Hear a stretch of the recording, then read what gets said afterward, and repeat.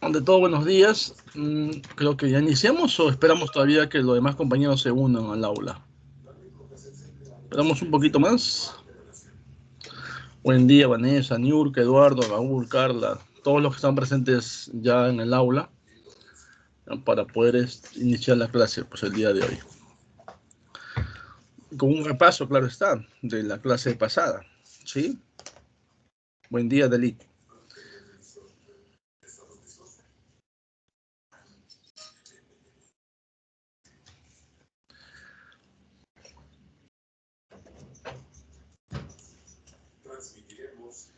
Ya está. Vamos a esperar un poco, entonces vamos a esperar a nuestros compañeros, ya, para iniciar la clase. La clase pasada, ¿recuerdan que vimos? ¿Qué tema fue que vimos? Claro, la unidad 4, ¿no? La unidad 5, profe. Ah, ya, muy bien. ¿Pero qué tema vimos? Buenos días, Emily. Buenos días, Bianca. La clase pasada, ¿qué tema vimos? ¿Qué tema tratamos? ¿Recuerdan?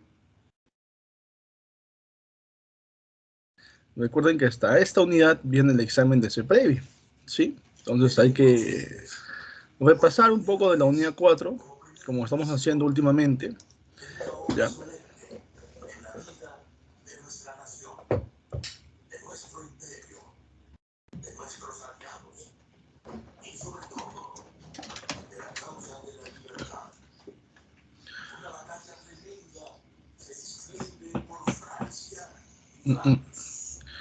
Bueno, ya hay 16 ya, así que vamos a iniciar con el repaso, ¿ya? La clase pasada vimos lo que era Renacimiento y Romanticismo. ¿Ya recordaron? ¿Sí? ¿Vamos? ¿Sí o no?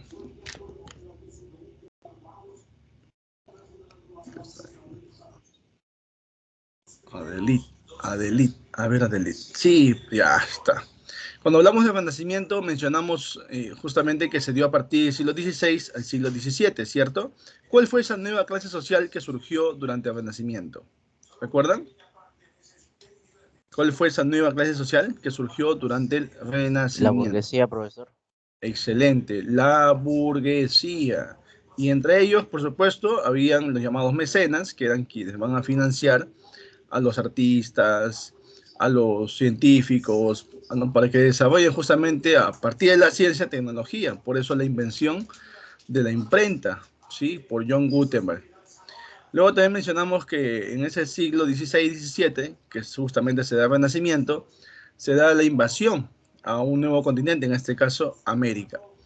Y no solamente lo invaden, prácticamente van a, aparte de descubrir e invadir, ¿no? Se van a llevar las riquezas de eso, bueno, de nuestro continente, de nuestras tierras, en particular España se lleva nuestras riquezas. Por eso que logra ese apogeo, ¿no? Militar, político, social y por supuesto económico. De ahí parte todo. ¿Mencionamos dónde surgió el Renacimiento? Sí, ¿dónde surgió? Italia, profesor. Muy bien, en Italia, en la ciudad de Florencia. Recuerden que ya ha sido pregunta ese previo un tiempo, ¿ya? Cuando hablamos de Renacimiento, mencionamos nosotros algunos representantes también, ¿sí? ¿Recuerdan algunos representantes? Por ejemplo, en Italia, el autor del Príncipe, de la obra El Príncipe. ¿Quién era? Maquiavelo. Muy bien, Nicolás Maquiavelo, muy bien. Vimos a otro italiano también, ¿sí? Ludovico Ariosto, ¿sí? Italiano. ¿Recuerdan su obra? Otro italiano, Ludovico Ariosto. ¿Qué obra tiene? Vamos. Recién estamos empezando la mañana. 10 de la mañana, media mañana casi, ¿no? A ver, una obra de Orlando, bueno, ya les dije, Orlando Furioso es una obra justamente de Ludovico Ariosto, ¿sí? Mencionamos también un inglés autor de Utopía. Tomás Moro. Excelente, Tomás Moro. Y también otro inglés como John Milton con El Paraíso Perdido. Un portugués como Luis Camões, ¿recuerdan? Sí, con Os Lusíadas. Un francés, un francés también vimos nosotros, ¿sí? Francois Rabelais.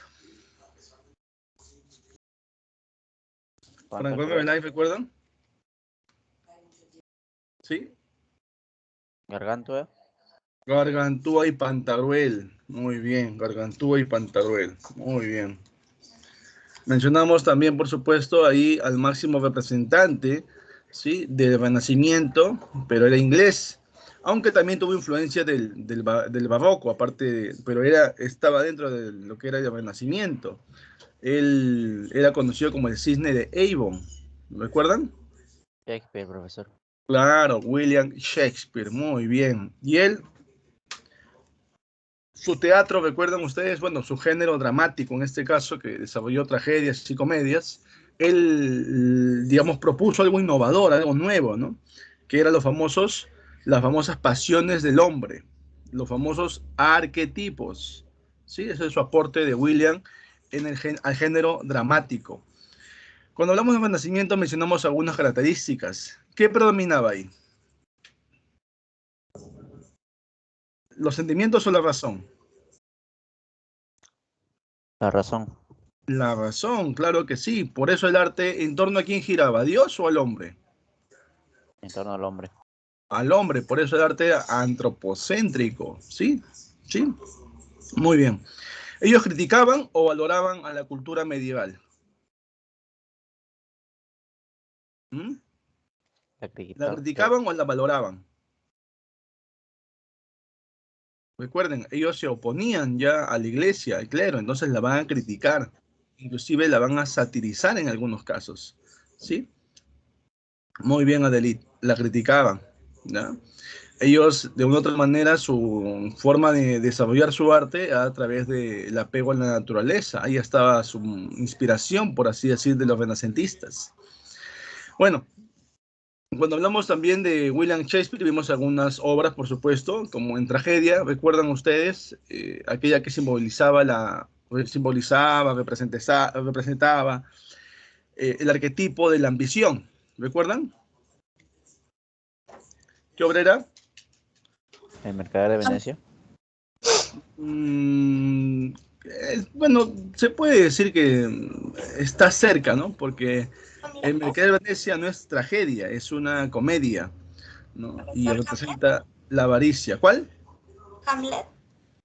Hamlet representaba, recuerden, la duda y la Macbeth. venganza. Macbeth, muy bien. Macbeth representa la ambición, es el arquetipo, ¿sí? En tragedia, estamos en tragedia, recuerden, ¿ya? Cuando hablamos de tragedia, por ejemplo, ya mencionó Hamlet, por ejemplo, es la duda, la venganza, ¿sí? Romeo y Julieta, ¿recuerdan? Clásico. El amor Amor juvenil. juvenil. Claro, el amor juvenil. Muy bien. Recordamos nosotros también ahí cuando hablamos de otra tragedia, a ver, Otelo. Celos enfermizos. Los celos enfermizos, por supuesto, ¿sí? Cuando hablamos, muy bien, Carla, cuando hablamos de el Rey Lear, ¿qué representaba? ¿Qué arquetipo? Amor paternal.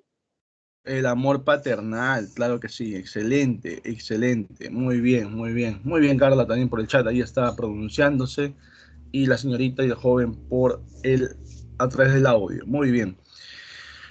Cuando hablamos también de bueno, son tragedias, ¿no? Y hablamos después de las comedias, y en las comedias encontramos el Mercader de Venecia, que justamente representa la avaricia, que es diferente a la ambición, ¿no? También vimos las alegres comadres de Windsor, que representaban el arribismo. También mencionamos la tempestad, que representaba el ideal educativo. Mencionamos también aquella que representaba el machismo.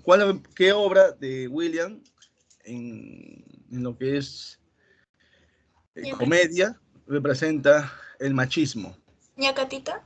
La ferecita domada. La fierecilla domada. Estamos con William Shakespeare. Mi gatita es cierto, es comedia, ¿no? Pero no estamos dentro de lo que es costumbrismo peruano ahorita. Mi gatita es una obra de costumbrismo peruano y es de Manuel Asensio Segura. Es el matrimonio por interés, ¿no? Pero no, estamos en William Shakespeare, ¿ya? Y en este caso, como dijo su compañero, es la fierecilla domada, que representa el machismo. En la clase pasada lo hemos visto, el sábado pasado nada más, así que tienen que estar repasando, tienen que repasar, ¿ya? Bueno, hablamos de la obra Hamlet, ¿recuerdan? 5 actos. William no respeta las unidades aristotélicas. Uno de los temas que vimos ahí, el arquetipo era la duda, la venganza. Otros temas había locura, había amor, había melancolía y había muerte, ¿sí? ¿Quién mata al rey Hamlet? ¿Recuerdan? Su tío, profesor. Claudio. Al rey Hamlet, ¿quién lo mata? ¿Su tío o su hermano?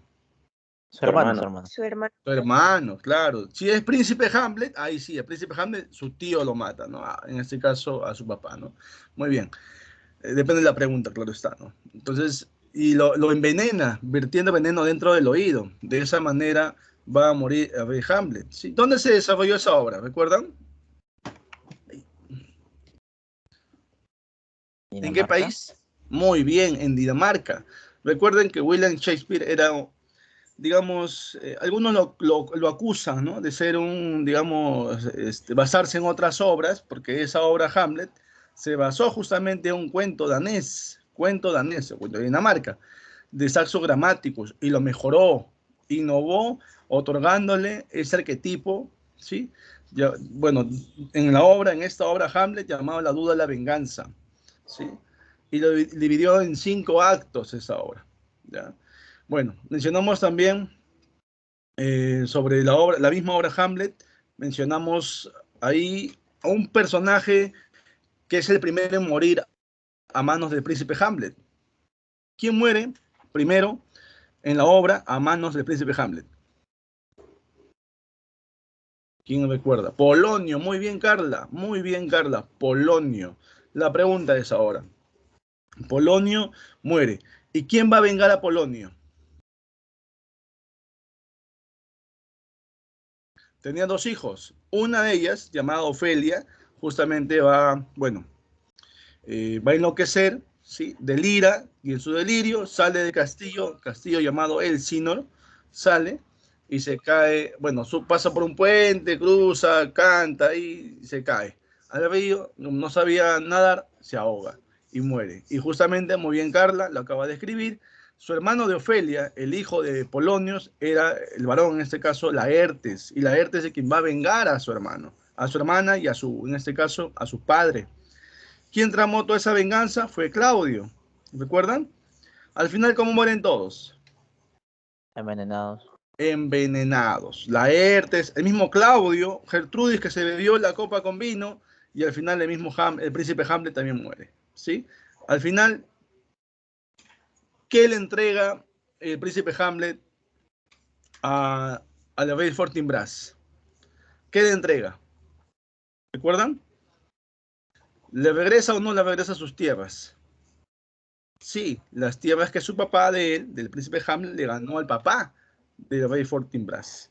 Y no solo sus tierras, sino también la corona, ¿sí? Hasta que haya un nuevo heredero al trono de Dinamarca. Recuerden que el rey Fortinbras es de Noruega. Es un enfrentamiento entre el reino de Dinamarca y el reino de Noruega, ¿ya? Bueno, hasta ahí vimos lo que era Renacimiento, ¿sí? Luego vimos Romanticismo.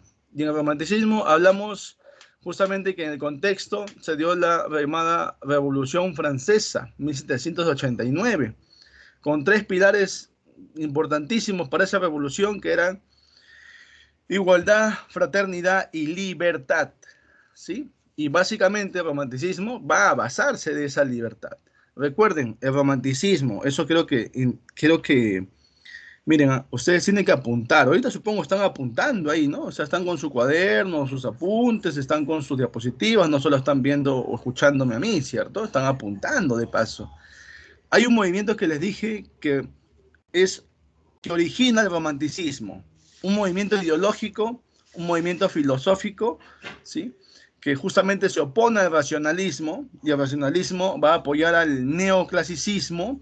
Por eso este movimiento que se opone al racionalismo crea el romanticismo, origina el romanticismo. ¿Cómo se llamó ese movimiento alemán? Sturm und Drang. Muy bien, el Sturm un Drang, no se olviden. Profe, ¿qué es eso en alemán? Es tormenta e ímpetu significa. Era un grupo justamente de pensadores, ¿no? De filósofos, ensayistas, excelente, mi estimado Raúl, que justamente no estaban de acuerdo que todo es en base a la razón, ¿sí? Sino también predominan los sentimientos, porque de esa manera uno se puede expresar lo que piensa, ¿no? Si no me puedo expresar lo que pienso, entonces prácticamente estoy basándome solamente tal vez en cuestiones racionales, ¿no? Pero estoy expresando lo que pienso, pero ¿con qué lo? Con emoción, con sentimiento. Entonces, por ese motivo ellos se oponían a ese racionalismo, ¿no? Bueno, eso mencionamos, ¿eh? Y eso tenganlo presente, ¿ya? Bueno, también mencionamos ahí en el romanticismo, por ejemplo, que justamente se origina a partir de Strundrang y se va a oponer al neoclasicismo. En el neoclasicismo predomina la razón y en el romanticismo predominan los sentimientos. Ya no se olviden ese detalle. Vimos algunas características como la presencia del yo, por ejemplo, había un tono íntimo, era individualista, subjetivo, ¿recuerdan? Rebeldes. La musa, ¿no? ¿Quién era su musa para los románticos? Lo dijimos también. La Profe, mujer. excelente, la mujer, muy bien en el chat y muy bien con el audio ahí, muy bien. La mujer, ¿sí? Y de ahí, por supuesto, también se ve, ¿no? La naturaleza, pero en un segundo plano, ¿ya? Eso es importante como tema sobre lo que es el romanticismo, ¿ya? ¿Dónde surge el romanticismo? ¿Dónde? Lo dijimos también. ¿Qué siglo? Italia. Siglo XVIII. ¿Segura que Italia? En Italia Alemania en fue el siglo XVIII. el Renacimiento. Ah, ya, ya. Me equivoqué, Claro, perdón. en el romanticismo que fue, muy bien, lo dijo, en Alemania, no se olviden. El Sturm und Drang, así Drang, ¿no? Es un tanto, recuérdense la palabra, ¿no? Alemana, pues, ¿no? Entonces ahí dice, Alemania. Casi a finales del siglo XVIII, ya casi a finales del siglo XVIII. Bueno, si no recuerden la Revolución Francesa, pues 1700, al 17, 1789, ¿no? Al 17 le sumas uno más uno y te sale, ¿sí? El siglo, en este caso 18. No te preocupes, Catherine, acá estamos para aclarar las ideas y corregirlas. Ya saben, aquí podemos confundirnos, podemos equivocarnos, pero en el examen ya no, ¿ya? Así que ya saben, ya. Muy bien, entonces vamos a continuar ahí en el romanticismo. Mencionamos algunos representantes. Por ejemplo, estaba el conocido, el padre del romanticismo alemán, justamente, ¿no? ¿Quién era el padre del romanticismo alemán? Le decían el Júpiter de Weimar. Goethe. Goethe, Wolfgang Goethe. Muy bien, excelente, excelente, excelente. Goethe, muy bien. Y mencionamos también algunos representantes en los países. Por ejemplo, en Inglaterra. En Inglaterra estaba, excelente, Goethe. En Inglaterra estaba Lord Byron. En Escocia, Walter Scott. En España, ¿quién estaba en España como representante del romanticismo? ¿Recuerdan? Gustavo. Adolfo Becker. Excelente, Raúl. Gustavo Adolfo Becker. Muy bien, muy bien. También mencionamos ahí al representante en Estados Unidos. ¿Cómo se llamaba? Allan Poe. Edgar Allan Poe. Excelente, Raúl. Y mencionamos también ahí al máximo representante del romanticismo universal. Un francés.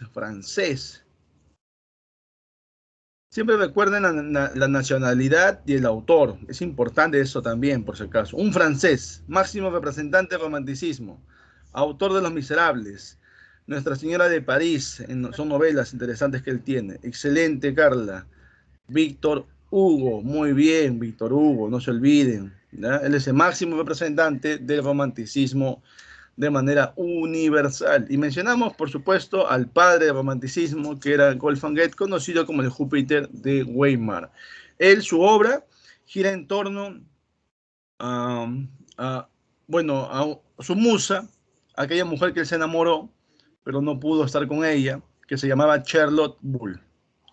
¿Sí? ¿Recordaron? Y en base a esa vivencia, a esa experiencia, él va a crear esta novela de tipo epistolar, epistolar, llamada Las cuitas del joven Werther, la novela más importante de este romanticismo, ¿sí? Bueno, mencionar también dentro de este autor otras obras. Por ejemplo, hay una obra donde su personaje pacta con el diablo, y el diablo se llama Mefistófeles, ¿sí? Que prácticamente va a vender su alma al diablo, excelente, a Mefistófeles, para hacerse más joven, conquistar a una señorita llamada Margarita, ¿no? Que al final ella muere por haber cometido un delito, mató a su hijo, ¿sí? Aunque se arrepintió después, ¿no? Y justamente ese hombre es Fausto, muy bien, Carla, que quiso dar su vida por ella no quiso, la ejecutaron, claro que se arrepiente ahí luego ella, pero luego él, como quiso sacrificarse, y cuando Mefistófeles quiso llevarse su alma, no podía, porque ya se había redimido del pecado al querer sacrificarse, ¿ya? Muy bien. Entonces, hasta ahí nosotros mencionamos esta obra. Luego mencionamos en Las cuitas de joven Werther. ¿Cuál es el tema principal de Las cuitas de joven Werther? ¿Cómo era la vida? El tema principal de Las cuitas de joven Werther. ¿Cómo es la vida? La vida La vida apasionada. apasionada. Exacto, la vida apasionada. Otros temas, profe. Hay desesperación, muy bien, Carla. Hay desesperación. Pero el tema principal es la vida apasionada. Él era muy apasionado. Él era muy pegado a las artes, ¿sí? Era un artista, él, por supuesto, pero ese, digamos, vivir del arte hacía también que sea apasionado, y a veces el ser muy apasionado te puede llegar a, inclusive, a quitar la vida, como él al final va a ser, ¿no? Porque no tuvo justamente, como dice Ariel, ese amor que no le correspondió. ¿Por qué no le correspondió? Porque ella estaba comprometida. ¿Quién era ella? ¿Recuerdan? Werther, ¿de quién estaba enamorado? Vamos. Charlotte Bull, get Carlota. Muy bien, Carlota Werther, Carlota. Carlota estaba comprometida, ¿sí? Y ella quien va a rechazar prácticamente a Werther. Werther amaba ya a Carlota, ¿sí? Es la pasión que él siente por ella. ¿Y Carlota con quién estaba comprometida? ¿Cómo se llama el personaje? Alberto. Alberto, muy bien, ¿sí? Y ese compromiso no se va a poder romper, inclusive se van a casar ellos, Carlota y Alberto. Y Werther no pudo contra eso. No pudo contra eso. Al final, Werther, en medianoche, en Nochebuena, mejor dicho, en Nochebuena, se va a terminar quitando la vida con las pistolas prestadas por Alberto. Ahora, Werther enviaba cartas, ¿recuerdan? ¿A quién le enviaba cartas? ¿A Carlota? ¿O había un destinatario? A Guillermo. A Guillermo, muy bien, que es el destinatario de las cartas de nuestro amigo Werther, ¿sí? No se olviden, son 4 personajes ahí: Werther, Guillermo, Carlota, Alberto, ¿ya? No se olviden, ¿sí? Muy bien, hasta ahí vimos lo que era el repaso de la unidad 4, ¿ya? ¿Alguna pregunta de esa unidad? ¿Alguna duda de esa unidad? ¿Claro? ¿Sí? ¿Sí? Muy bien, vamos a Profe, pasar. Sí, campeón, dime. ¿cómo se llamaba la chica que estaba enamorada de Fausto? Eso no lo noté. Ah, Margarita, ¿ya? Margarita, pero es en español, ¿no? Porque en alemán le dicen Gretchen, ¿no? Pero es Margarita, ¿ya? Muy bien, Raúl. Muy bien. ¿Otra pregunta más por ahí? ¿De esa unidad o de renacimiento, de romanticismo? Entonces, ¿quedó claro con el repaso? Sí. Es importante siempre que ustedes repasen cada clase que van a ingresar, ¿ya? Ahora vamos a entrar a la unidad 5 entonces. Y vamos a hablar del vanguardismo, ¿ya? Justamente este vanguardismo tiene un contexto, ¿ya? El contexto es que se da antes de la Primera Guerra Mundial. Cuando decimos antes de la Primera Guerra Mundial, ¿a qué hacemos referencia? A ver, ¿cuándo se llevó a cabo la Primera Guerra Mundial? ¿Cuándo? 1914. Excelente. 1914 a 1919, ¿sí? 1914 a 1900. Profe, pero antes había un preámbulo, claro, ya habían conflictos, pero en sí la guerra inicia en 1914. Muy bien, Ariel, la fecha no está mal, ¿sí? Porque antes ya habían ya justamente, sí, ya había, digamos, algunos conflictos, pero en realidad la Primera Guerra Mundial inicia en 1914 hasta 1919, ¿ya? Claro, pero profe, pero esas fechas es algo, años, claro, no te van a preguntar, ¿no? Exactamente ello, pero siempre es bueno tener conocimiento de cuándo surgieron algunos eventos importantes, ¿ya? Sí, sí, Ariel. Muy bien. Y este vanguardismo se da antes de la Primera Guerra Mundial. Antes, ¿ya? Antes. Algunos, no sé si ustedes han visto alguna pregunta donde dice el vanguardismo en el Perú, ¿cuándo se dio? ¿Igualito también? ¿Antes de la Primera Guerra Mundial o después? En el Perú, Después, en profesor. América. ¿Cuál?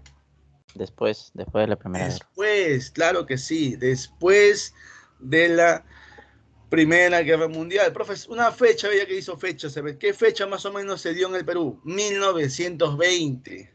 El vanguardismo se desarrolla en el Perú. Si no recuerden, aquel autor que justamente estando en prisión escribió una obra, ya cuando sale, la publica. ¿Recuerdan? ¿Quién estuvo en prisión? Vallejo. Acusado. ¿Quién? ¿Yair? César Vallejo. Excelente, Yair. César Vallejo. Él, por ejemplo, fue acusado de un hecho de un delito que no cometió, ¿no? Pero estaba en prisión y estando en prisión escribió esa obra que, bueno, más adelante la publica con el nombre de Trilce, aunque al inicio tenía otro nombre. Eso vamos a darlo más adelante, ¿ya? Muy bien. Entonces, este vanguardismo europeo se da antes de la Primera Guerra Mundial. Justamente se menciona que surge en Europa en 1909. Ese año, 1909, se publica el Manifiesto Futurista de Filippo Tommaso Marinetti y aparece el primer ismo del vanguardismo. Es el ismo del vanguardismo, ¿ya? Llamado futurismo, donde el arte ya no está ligado a la mujer, a la naturaleza, ya no ya. La mujer, naturaleza, a un segundo, tercer, cuarto, quinto plano. Ahora, para los futuristas, ¿dónde está el arte? ¿Dónde está la belleza? En las máquinas. En las máquinas. En la velocidad. En el desarrollo de la ciencia y la tecnología. Ahí está el arte, dicen los futuristas. Y en ese caso, Filippo Tommaso Marinetti. Marinetti nomás, díganle, Marinetti. ¿Ya? El futurismo. El futurismo, el ismo del futurismo de Marinetti. ¿Ya? Muy bien. Eso sucedió en Italia. Y en Francia, otro país, por supuesto, también se alberga, ¿ya? El llamado surrealismo de André Breton. André Breton es el que desarrolló este ismo del vanguardismo, ¿ya? Justamente este ismo, el arte está en la llamada escritura automática. Profe, ¿cómo es eso de escritura automática? Es cuando tú comienzas a escribir lo primero que se te viene a la mente, o es cuando tú escribes en un momento en que estás en trance, estás como que ido, como que estás, como dicen, estoy somnoliento, ¿no? Es cuando uno recién se despierta y lo que ha soñado empieza a escribirlo, por ejemplo, ¿no? Tus deseos reprimidos, tu inconsciente se plasma ahí en la llamada escritura automática y vas a dar, digamos, el mejor arte, por así decirlo, que surge de no pensarlo, ¿sí? De no estructurarlo, sino surge de manera espontánea, por así decirlo, ¿ya? Entonces algunos aprovechaban su momento digamos, estaban soñando, se despertaban y lo pasaban, lo pasaban. ¿Ya? Excelente pregunta, mi estimado, bueno, Ariel. Ariel.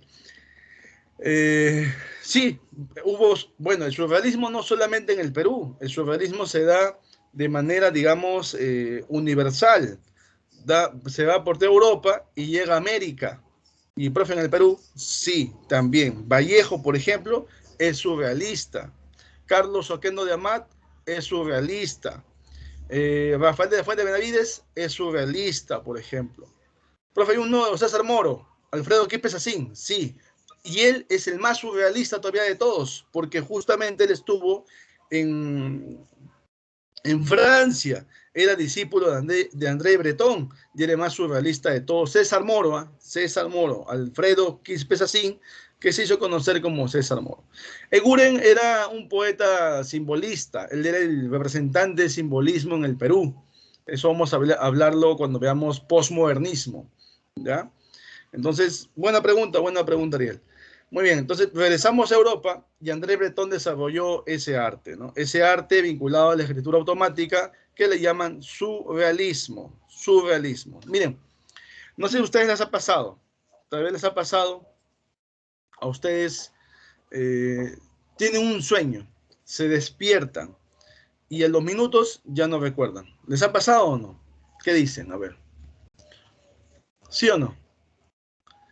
No recuerdan, ¿no? A veces nos cuesta, yo también tengo un sueño, nos cuesta recordarlo, ¿no?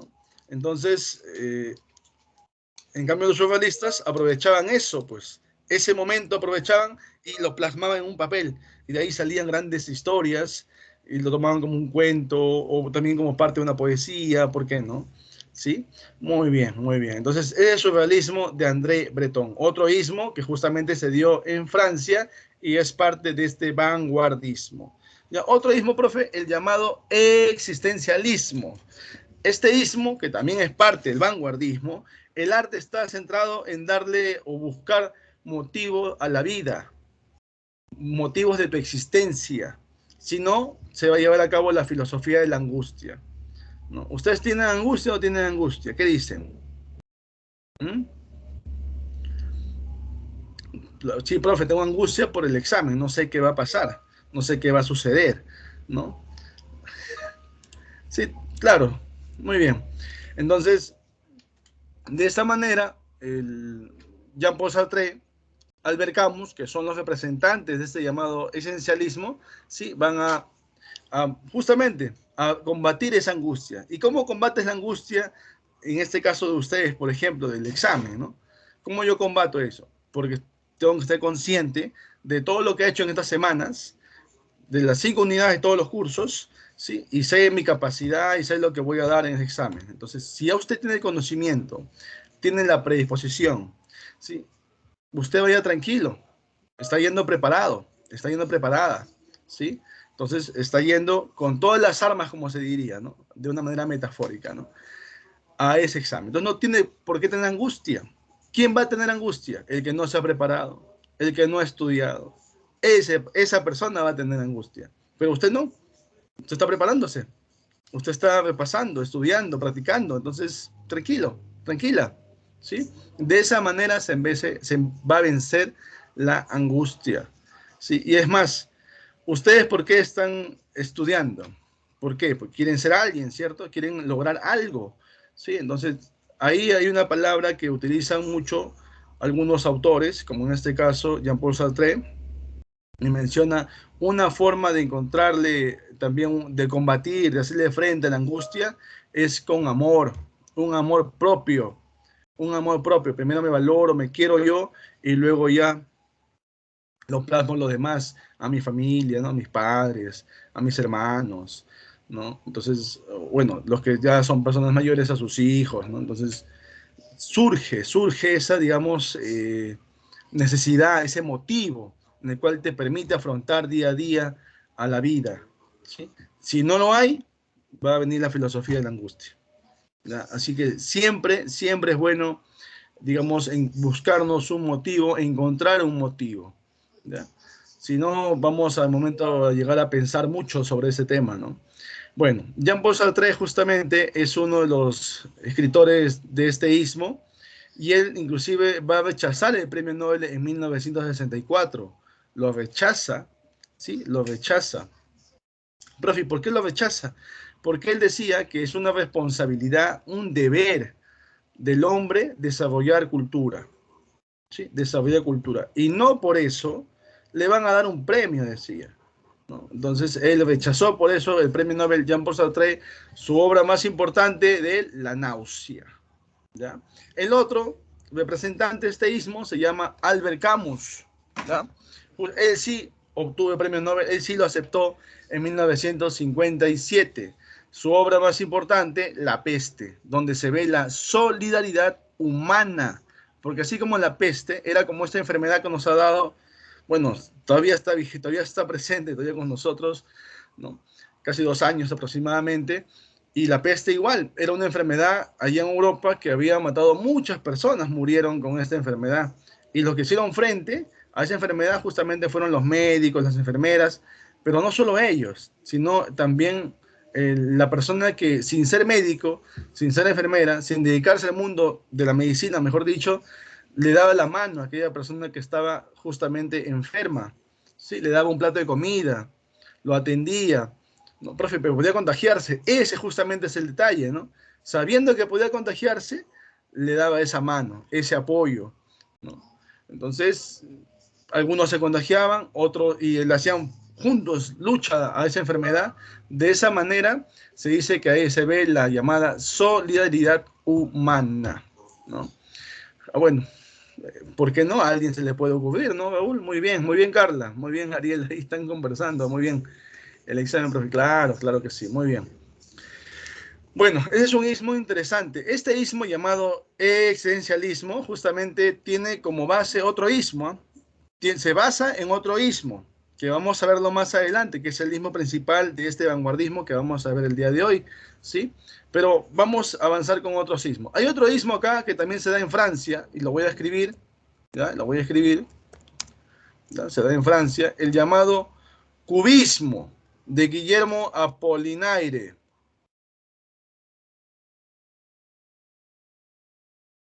El cubismo se da justamente también en Francia, por si acaso, en Francia, voy a poner en Francia.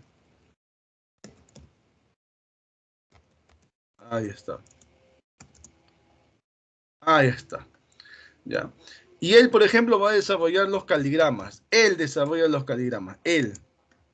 ¿Ya? Profe, pero yo no he escuchado tanto del cubismo. ¿Qué es el cubismo? Es cuando el arte para los cubistas está en las figuras geométricas y dice que todo lo que nos rodea tiene una figura geométrica. El mismo ser humano tiene partes geométricas. Los ojos, ¿cómo son, por ejemplo? Ovalados, ¿no? La cara misma, ¿no? Tiene forma ovalada, ¿no?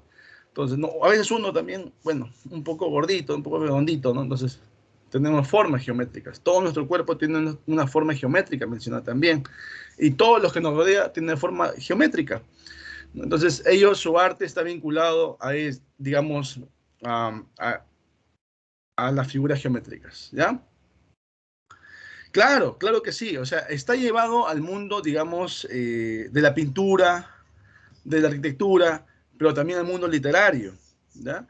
Y en este caso, Guillermo Apollinaire desarrolló los caligramas, por ejemplo. ¿Qué es un caligrama, profe? Vamos a verlo más adelante, pero lo voy a mencionar. En la separata ustedes tienen un caligrama, después de la pregunta 20. Si usted lo ve de lejos, es una bicicleta, pero si usted lo acerca, se va a dar cuenta que cada parte de esa bicicleta encierra un poema. Y en total todo es un poema que trata justamente de la bicicleta, ¿sí? ¿Han visto ustedes la Torre Eiffel? A veces hay poemas de la Torre Eiffel. Hay poemas de una mujer también, ¿no? De cerca se ve el poema, de lejos se ve la imagen. Exacto, Raúl. Eran poemas con formas. El fondo del poema y la forma de lo que trata el poema justamente, ¿ya? Y eso desarrolló Guillermo Apollinaire, ¿ya? Pero el más conocido de este cubismo, el más conocido, por supuesto, en pintura, ¿sí? Es Picasso. Picasso también era cubista. Él es español, por si acaso, ¿ya? En España. Él es, bueno, ha habido preguntas sobre ello, ¿no? Vamos a poner acá a ver, España, ahí está, cubismo, Picasso. ¿Ya? Ahí está. Ahí está, muy bien, Raúl. Sí, sí, cierto. Ya, entonces ahí tenemos otro istmo más, por ejemplo, que se da en Francia. ¿Ya? Entonces ya tenemos ahí en Francia surrealismo, que es el istmo más importante y es el istmo que impacta en América Latina. Profe, hace un momento una compañera preguntó en el Perú nomás, ya, pero en América Latina, a ver, dígame otro surrealista, a ver, porque impactó, usted dice, ¿no? Sí, está Pablo Neruda, por ejemplo. Él también era surrealista. ¿Sí? Hay un mexicano también que es premio Nobel, igual que Pablo Neruda, ¿sí? Mexicano, Octavio Paz, también surrealista, ¿ya? Entonces, hay varios surrealistas que mencionar en América Latina, en el Perú ya les dije inclusive, ¿ya? Y también hay otro ismo que se da en España, pero lo va a tomar un argentino, es el maestro de la literatura, ¿sí? Digamos que él va a desarrollar, a ver, ¿qué dice? Borges, claro que sí, Borges. Él, él va a ser parte de este ultraísmo también, ¿ya? Voy a poner ahí Borges. Oh, ahí está. Él va a desarrollar también el ultraísmo. Profe, ¿y qué es el ultraísmo? Es otro ismo de la vanguardia en el cual usa el arte, está en el uso de las figuras literarias, sobre todo de la metáfora, ¿no? Y hace que su lenguaje sea un poco, digamos, elegante, por así decirlo. Sí, entendible, pero elegante. En el caso de Borges, sobre todo, ¿no? Muy bien. Y el otro ismo que encontramos en la diapositiva justamente es el dadaísmo, ¿sí? Que ahí encontramos al rumano Tristán Tzara, por ejemplo. El dadaísmo menciona que el arte está en el antiarte. Porque ¿cómo es eso que el arte está en el antiarte? Claro, el arte simboliza belleza, ¿cierto? Hermosura. Ellos dicen lo contrario. No, es el antiarte. Está en lo feo, en lo grotesco, en lo horrible. Ahí está el arte, dicen ellos, los dadaístas. En el desorden, en el caos, ahí está el arte también, dicen los dadaístas. ¿Dónde más hay arte? En el ruido, en la bulla, en el barullo, ahí también está el arte. No en la melodía, no en la música, no en el ritmo, no, ahí no, sino en la bulla, ahí está el arte. Eso mencionan los dadaístas, en este caso el ismo del dadaísmo que lo desarrolló Tristán Tzara, ¿ya? Muy bien. Vamos a entrar entonces las características de este vanguardismo. Justamente una de ellas, ¿sí? El surgimiento de los ismos. Entonces, profe, ¿qué cosa es el vanguardismo? Es un conjunto de diversas tendencias artísticas, diversas formas de ver el arte, diferentes formas de apreciar el arte, ¿sí? Y justamente este vanguardismo, como tiene esa, digamos, incorporación de las nuevas formas, dice ahí, ¿no? De vida, de expresión artística, va a tener que rechazar todo lo anterior. El vanguardismo se opone a toda la expresión artística tradicional, se va a oponer a todo lo tradicional. Eso justamente es lo que desarrolla este vanguardismo, ¿ya? Profe, ahí menciona que uso de hallazgo y métodos Freud. Exacto. Uno cuando habla de surrealismo, por ejemplo, y menciona el ello, el inconsciente, los deseos reprimidos, la libido, estoy hablando de quién? De Freud.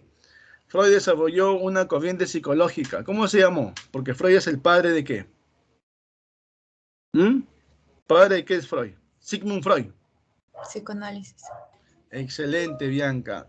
Él es el padre del psicoanálisis.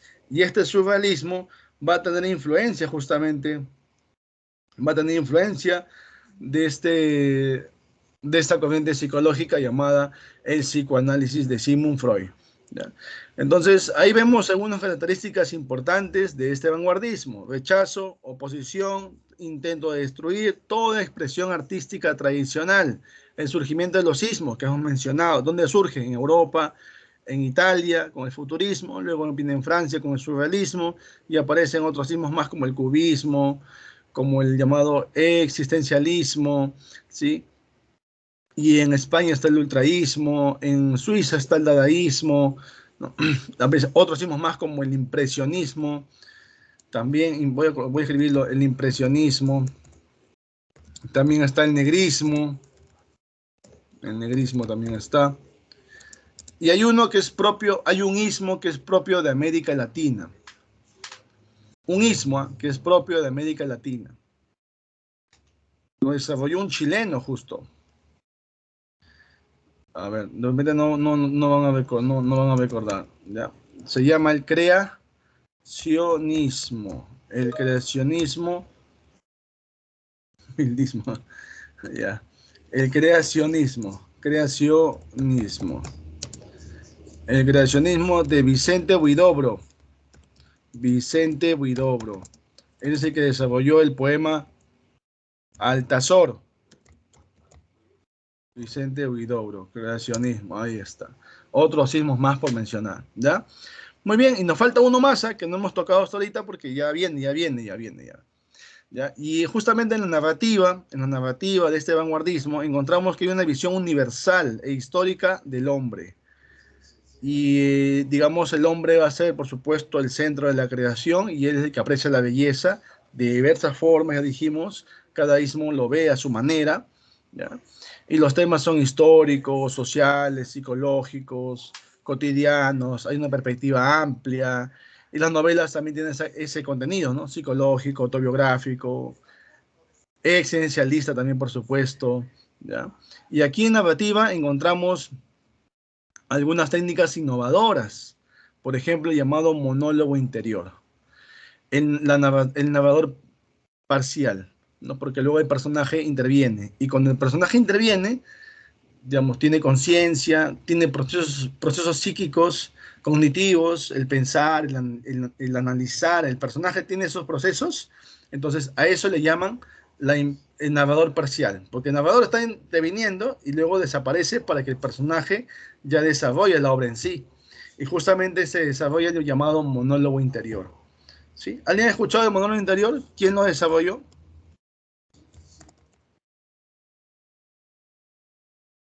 ¿Quién lo desarrolló? ¿Alguien recuerda? Un irlandés. Joyce, profe.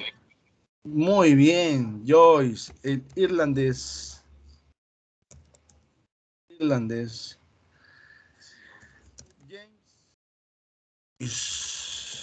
James Joyce. Muy bien, campeón, muy bien. James Joyce. ¿En qué obra? ¿Te acuerdas la novela? ¿Cómo se llamaba la novela? Ulises. ¿Alguien recuerda? ¿Cuál? ¿Cuál, Jair? Ulises, profe. Ulises, excelente. Voy a escribirlo. Ulises. Ulises. Ahí está. Ahí está. ¿Ya? Muy bien. Raúl dice, había una obra donde se le decía al personaje que solo era una obra, pero no recuerdo su nombre. Solo una obra. No, no, no, no, tampoco sé a qué te refieres. El máximo de la... Claro, en este caso nuestro amigo James Joyce va a desarrollar justamente dándole el papel protagónico a la mujer. La mujer es la que va a tener el papel protagónico, ¿sí? En esta obra. Bueno, en realidad debe ser el personaje principal es Leopoldo Bloom, pero ¿quién va a tenerlo? Va a tenerlo la mujer porque ella, Molly Bloom, es quien desarrolla ese monólogo interior. Voy a poner ya, Molly. Ella va a desarrollar ese monólogo en la obra. Ella desarrolla ese monólogo interior. Ahí está, monólogo interior. ¿Ya? Interior, ahí está. ¿Ya? Ella va a desarrollar en la obra Ulises, ella desarrolla el monólogo interior, porque ella va a expresarse lo que piensa, reflexionando también, por supuesto, criticando también, y va a narrar por qué motivo le fue infiel a su esposo, Leopoldo Bloom, que es el personaje principal de la obra Ulises, ¿ya? Por si acaso. ¿Ya? Muy bien, muy bien. Entonces, ya sabemos de qué trata el monólogo interior. Es cuando el personaje tiene conciencia, es cuando el personaje, digamos, va a razonar, va a pensar, a analizar, a reflexionar y te va a conocer la historia desde su perspectiva de ese personaje. ¿Ya? Muy bien. Y luego vemos el plano temporal simultáneo. El plano temporal simultáneo. ¿Ya? Es decir, estoy en el presente y me voy al pasado y regreso al presente. ¿Sí? Para encontrar justamente una solución al presente, viajo al pasado, ¿sí? Encuentro la solución y regreso al presente. ¿No? ¿Cómo se llama ello? Ahí lo dice, plano temporal, sí, pero tiene en inglés, ¿cómo se dice? Excelente, Flashback. Raúl. El flashback. Claro, el otro es el flash forward, es otro, ¿no? Es otro. Ese es el futuro, ¿no? Presente, el futuro. Pero en este caso estamos viendo el flashback. El flashback no es otra cosa que el plano temporal simultáneo. Ahí está. ¿Ya? Flashback. Muy bien, muy bien. Profe, ¿hay otra forma de llamarlo también? Sí, también. Hay, por ejemplo, nuestro premio Nobel le llama los vasos comunicantes. También le llama. ¿Ya? Muy bien. Vamos a entrar entonces ahora al otro ismo. Ese ismo que nos faltaba. El llamado expresionismo. El llamado expresionismo. ¿Qué pasó, Ariel? ¿Es diferente? ¿No es diferente? No entiendo. ¿Qué no es diferente? Es diferente el flashback que el flash forward. Es diferente. El flashback es del presente al pasado, pasado presente. Y el flash forward es del presente al futuro, del futuro al presente. Es diferente.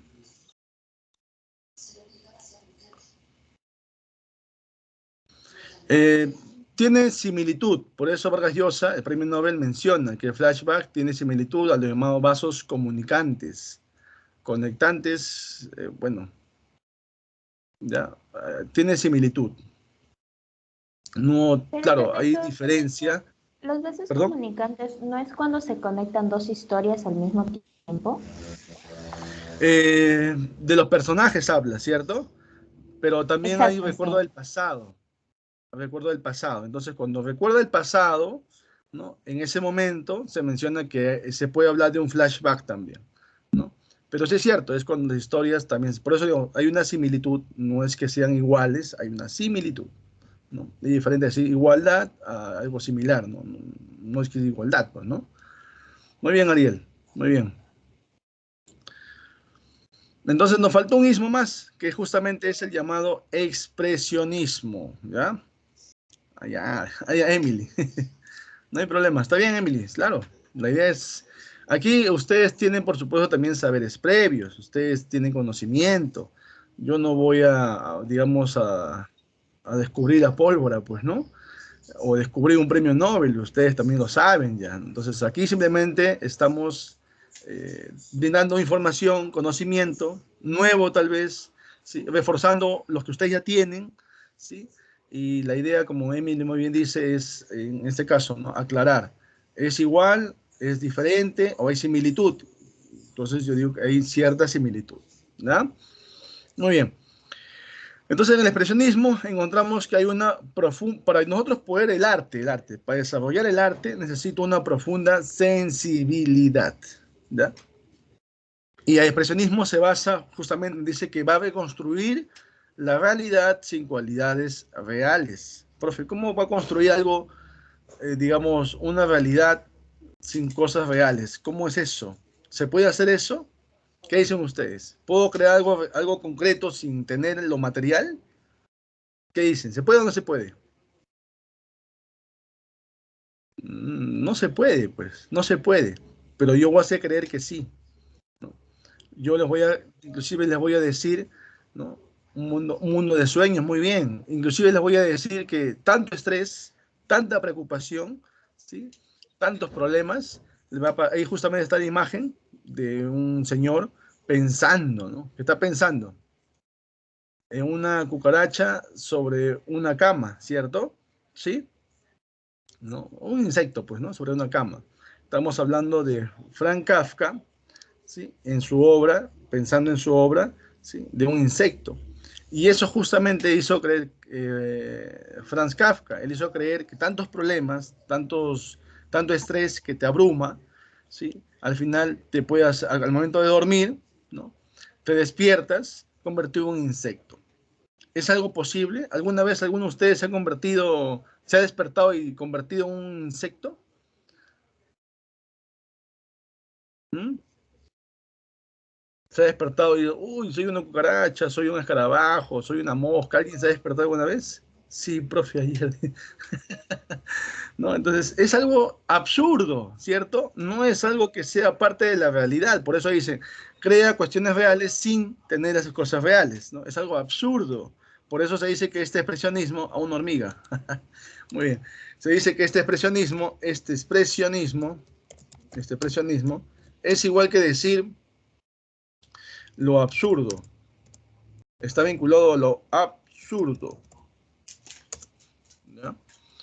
Y nuestro amigo Frank Kafka es un teórico de lo absurdo, justamente, ¿no? Al plantear esto de que uno por problemas, por diferentes situaciones que se puede uno agobiar, ¿sí? Va a terminar convirtiéndose en un insecto. Entonces la gente no quería tener problemas, porque no voy a hacer lo que le pasó a Gregorio Samsa en la obra, que se termina convirtiendo en un insecto, ¿no? Algo absurdo, por supuesto, pero en la época se daba esa idea, ¿no? Debería ser un fin, no un medio. Bueno, es la forma de pensar de Kafka. Vamos a entenderlo un poquito más a Kafka cuando hablemos del mundo kafkiano. Ahora, ¿ya? A ver, Ariel, ahí, ¿qué piensas? A ver. Bueno, recordemos que nuestro amigo Frank Kafka justamente desarrolló este expresionismo que estaba vinculado a la profunda sensibilidad. A través de esa profunda sensibilidad yo puedo crear algo, puedo hacer algo. Si no tengo la sensibilidad, no lo voy a hacer, ¿no? Y en este caso, Frank Kafka justamente desarrolló este expresionismo en Alemania. Profe, ¿pero él es alemán? No, no es alemán. Él nació en Praga, en Checoslovaquia, pero se fue a Alemania justamente a petición de su padre, quien era un hombre autoritario, ¿sí? Para que pueda vincularse a los estudios y al mundo laboral, ¿ya? Claro, ahora vamos a ver el mundo kafkiano, ¿ya? Muy bien. Muy bien, Raúl. Muy bien, Ariel, también ahí con las preguntas. Muy bien. Entonces, Kafka justamente nació en Praga, Checoslovaquia, estudió justamente en Alemania y recordemos que él trabaja también en Alemania como abogado ya, porque él estudia leyes, ya, y se va a nutrir de toda la cultura alemana. Por eso algunos piensan que él es alemán, pero cuidado, no es alemán. Él nace en Praga, Checoslovaquia, checo, por así decirlo, ¿ya? Pero bueno, todas sus obras, profe, entonces, ¿en qué idioma están? Sus obras, sus escritos, ¿en qué obra están? ¿En qué idioma, perdón? En alemán, pues, ¿sí? Profe, porque se dice también que era judío, ¿sí? Él perteneció a una familia judía. Él era judío. Pero como estaba en Alemania, ya se involucró con la cultura alemana, todos sus escritos están en el idioma alemán, ¿ya? Lo particular de esto es que ahí conoció a su amigo en la universidad, un abogado llamado Max Brod. Max Brod. Max Brod justamente al final va a ser su albacea. ¿Quién es el albacea? ¿Qué representa un albacea? ¿Alguien sabe quién es un albacea? Es quien va a hacer cumplir tu último deseo. Él se va a encargar de cumplir tu último deseo. Claro, en vida, ¿no? Tu último deseo. Es decir, mi último deseo es este, y quiero que tú lo cumplas. Me muero y tienes que cumplirlo, dice, ¿no? Su último deseo. Y ese es un albacea. Max Brod va a ser el albacea de Franz Kafka. ¿Qué le va a pedir Kafka a Max Brod? Que queme sus manuscritos, que los queme. ¿Y Max Brod lo va a quemar? ¿Qué dicen ustedes? ¿Los quemó o no? No los quemó. No los quemó. No los quemó. Más bien, él los va a leer y va a decir que estas obras son sensacionales, inconclusas en algunos casos, pero son sensacionales. Los va a publicar. Los va a publicar. Exacto, Raúl. Exacto. Muy bien. Entonces, profe, se menciona que Frank Kafka, se enfermó de tuberculosis. Sí, casi toda su vida, bueno, a partir de ya que estuvo en Alemania, ¿sí? Se enfermó de tuberculosis y paraba en sanatorios, ¿no? Y ahí es donde él escribía sus obras. Y un día le preguntaron a Frank Kafka, ¿qué momento de tu vida disfrutas más? Y él dijo, disfruto más cuando estoy enfermo.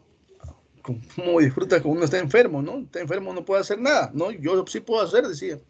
Es el momento en que disfruto porque escribo, puedo escribir, a mí me gusta escribir, pero no vivo de esto, pues, ¿no? Entonces, él disfrutaba estar enfermo porque estando enfermo en los sanatorios, tratando de curarse, pues no había cura esa época, trataba de, digamos, mermar, ¿no? La tuberculosis, estaba luchando contra esta enfermedad, ¿sí? Frank Kafka aprovechaba y escribía. Pero luego un tiempo, él tenía que regresar, ya se curaba, entre comillas, o se restablecía y tenía que regresar a trabajar. Entonces regresaba a trabajar, dejaba de escribir, ¿sí? Entonces, ahí, por eso muchas obras de él son inconclusas, ¿no? Bueno, y Frank Kafka al final, unos de esos días, él trató de, digamos, le dijeron que allá en Austria, en Viena, iba a encontrar una solución, una cura a su enfermedad. Por eso es que se va a Austria, a Viena, pero su enfermedad más bien empeora, ¿sí? Y al final nuestro amigo Franz Kafka va a morir, ¿sí? De tuberculosis. Él, por si acaso, no llegó a evidenciar la Segunda Guerra Mundial, ¿no? Él muere antes que se dé la Segunda Guerra Mundial. ¿Ya? Mencionar que él, como judío, hubiese sufrido mucho más, porque Hitler, ustedes bien saben que a los judíos casi los extermina del todo, ¿no? Entonces, él no vivió eso. Su familia sí, sus hermanas sí vivieron esa época de Hitler, y bueno, terrible suceso que vivió Alemania en aquel entonces, sobre todo por la población judía, ¿no? Bueno, entonces ese es Franz Kafka, ¿ya? Sus obras principales, más importantes, tenemos El Castillo, La Muralla China, Carta a mi padre, El Proceso. Son obras que tiene justamente Franz Kafka, ¿ya? Ahora vamos a ver justamente el mundo kafkiano, lo que hablaba hace un momento Ariel, lo que mencionaba Raúl justamente, ¿no? ¿Cómo es ese mundo kafkiano?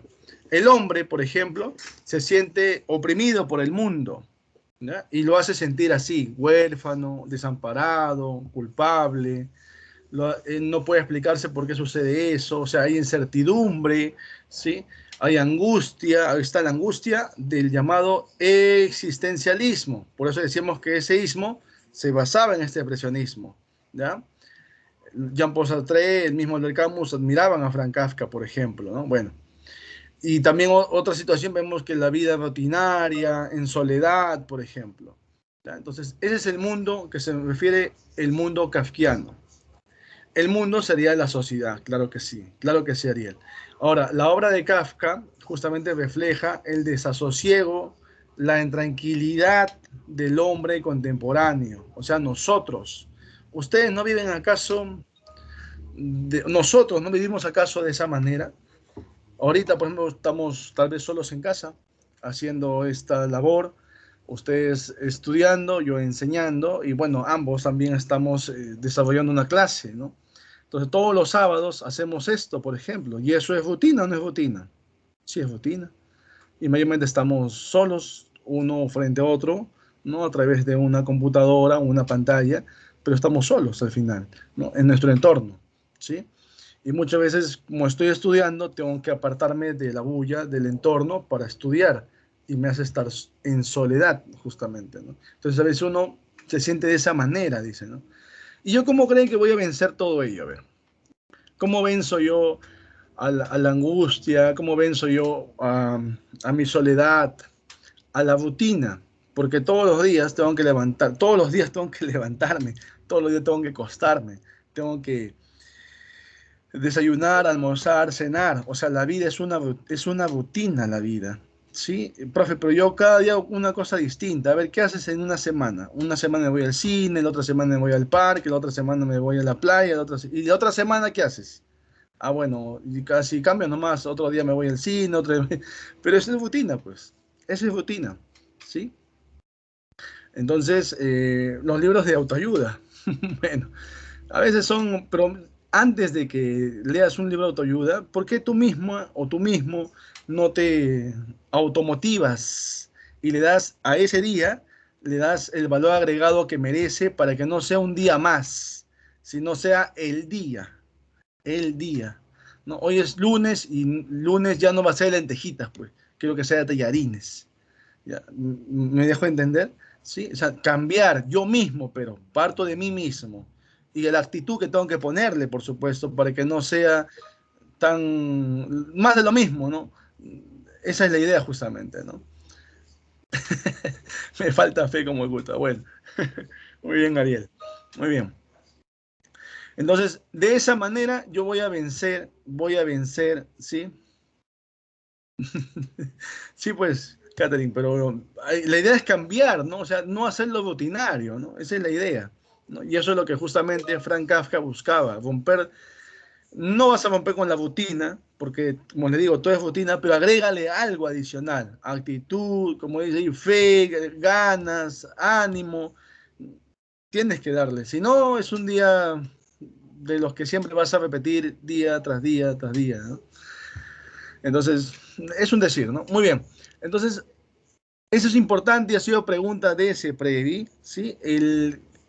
Las obras de Kafka, ¿qué reflejan? Y justamente está ahí, el desasosiego, la intranquilidad de qué hombre, moderno, antiguo, contemporáneo, o sea, actual.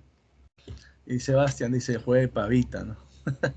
Muy bien, hace tiempo que no como pavita, ¿verdad? Bueno, y vamos a hablar entonces de la Metamorfosis, esa novela corta de Franz Kafka, ¿ya?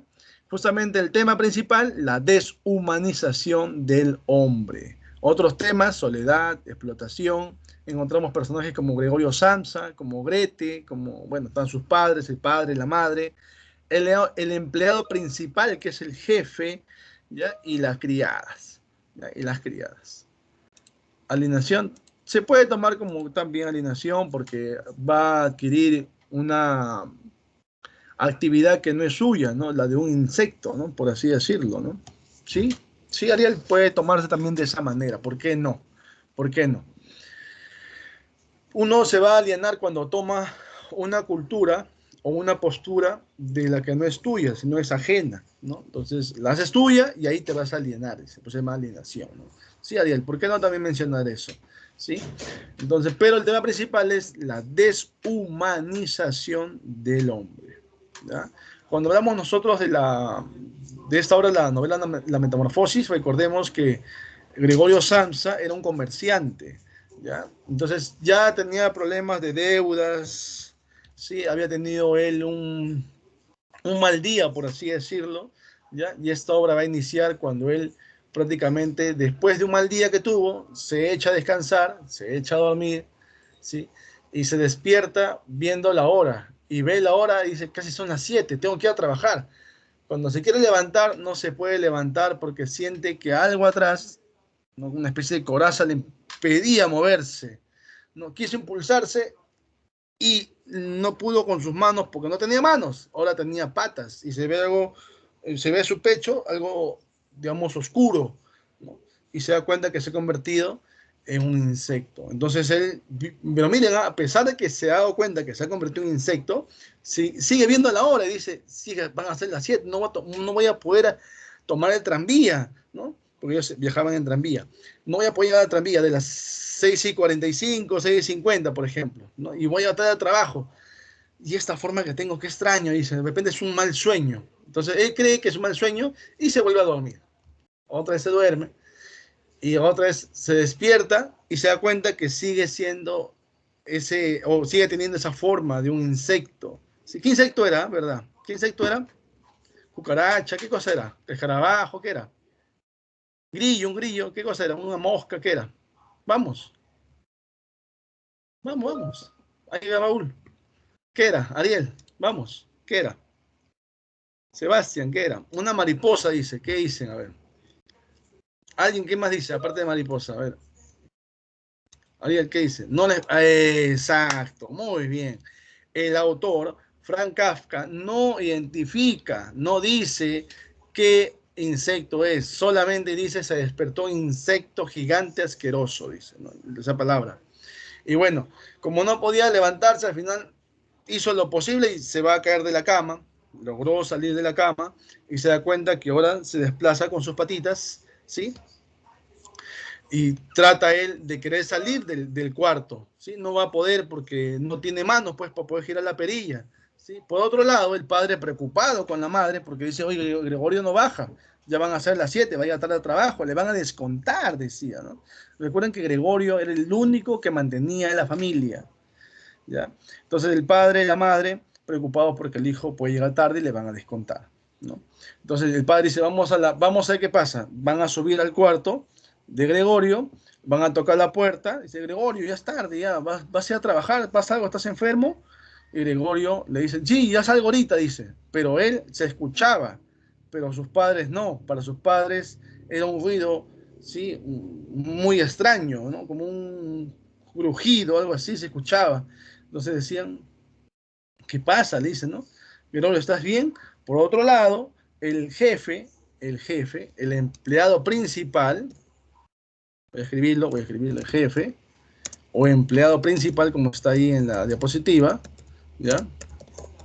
También lo esperaba Gregorio. Le decía, oye, Gregorio no viene al trabajo, ¿qué habrá pasado con ese muchacho? Tenemos deudas, hay que cobrar esas deudas también, hay que abrir la tienda. No, no, no, no, voy a ver qué pasa con ese muchacho. Y se fue a verlo, a su casa. Entonces el padre, cuando estaba a punto de abrir la puerta, tocan la puerta de abajo de la casa y era justamente el jefe, el empleado principal. ¿Sí? Él ingresa y le dice, ¿dónde está Gregorio? Está en su cuarto, le dice, parece que está enfermo. ¿Enfermo? ¿Cómo va a estar enfermo? Le dice. Y justo para ese momento ya Gregorio había logrado abrir la puerta y estaba saliendo algo negro ahí, grande, ¿no? Y se desplazaba con sus patas. Entonces el jefe, el empleado principal, vio ese insecto grande que salía, se asustó y se salió de la casa, se fue huyendo de la casa, asustado, ¿no? Y el padre también, por supuesto, cogió un bastón, pero a punta de bastonazos, comenzó a meterlo, ¿no? Al cuarto, que ingresa al cuarto otra vez, y la mamá cuando lo ve se desmaya. Entonces el padre con asco comenzaba a meterlo y al final se abre la puerta. Llega Grete y le dice, papá, ¿qué pasa? Algo negro ha salido del cuarto ahí, un insecto grande, dice, ¿no? El papá un poco conmocionado y sentía repugnancia por ese insecto. Dice, qué extraño, papá. Le dice, si el cuarto es de Gregorio, debe estar ahí. Y Grete entra normal. Y sale de normal, también dice, papá, es Gregorio. Lo que pasa es que parece que está enfermo, dice. ¿Enfermo? Con esa forma que tiene. Papá, yo me voy a encargar de él, no te preocupes, le dice. Su hermana amaba a Gregorio. Gregorio amaba a su hermana. ¿Sí? Bueno. Y lo veía como si fuera Gregorio, imagínense, en esa forma lo veía como si fuese Gregorio, ¿no? Entonces Grete, que ya estaba atendiéndolo, le daba de comer y él no comía, digamos, frutas sana, por así decirlo, ¿no? Entonces Grete se dio cuenta que quería cosas podridas, ya le daba cosas podridas, ¿no? Entonces ella comenzó a darse cuenta que Gregorio se golpeaba con los muebles del cuarto. Entonces dijo, vamos a quitar los muebles. Y comenzaban a quitar los muebles. Quitaban la cama, ¿no? Comenzaban a quitar todo. Quitaban todo. Y en eso Gregorio se da cuenta que están quitándole todo lo que es de su alrededor. Pues prácticamente están haciéndole ver como si fuese un insecto, ¿no? Y él no era un insecto, él era Gregorio. Entonces, cuando van a quitar un cuadro que él hace poco había colgado, ¿sí? Gregorio va y se pega al cuadro. No quería que lo quiten. De esa manera hace ver a Grete, le hace ver de que él sigue siendo Gregorio y que sigue apreciando el arte inclusive a través de ese cuadro. No quería perder su humanidad, ¿no? Entonces ahí Grete se da cuenta, contratan una criada para que apoye a Grete en el cuidado y limpieza del cuarto de Gregorio.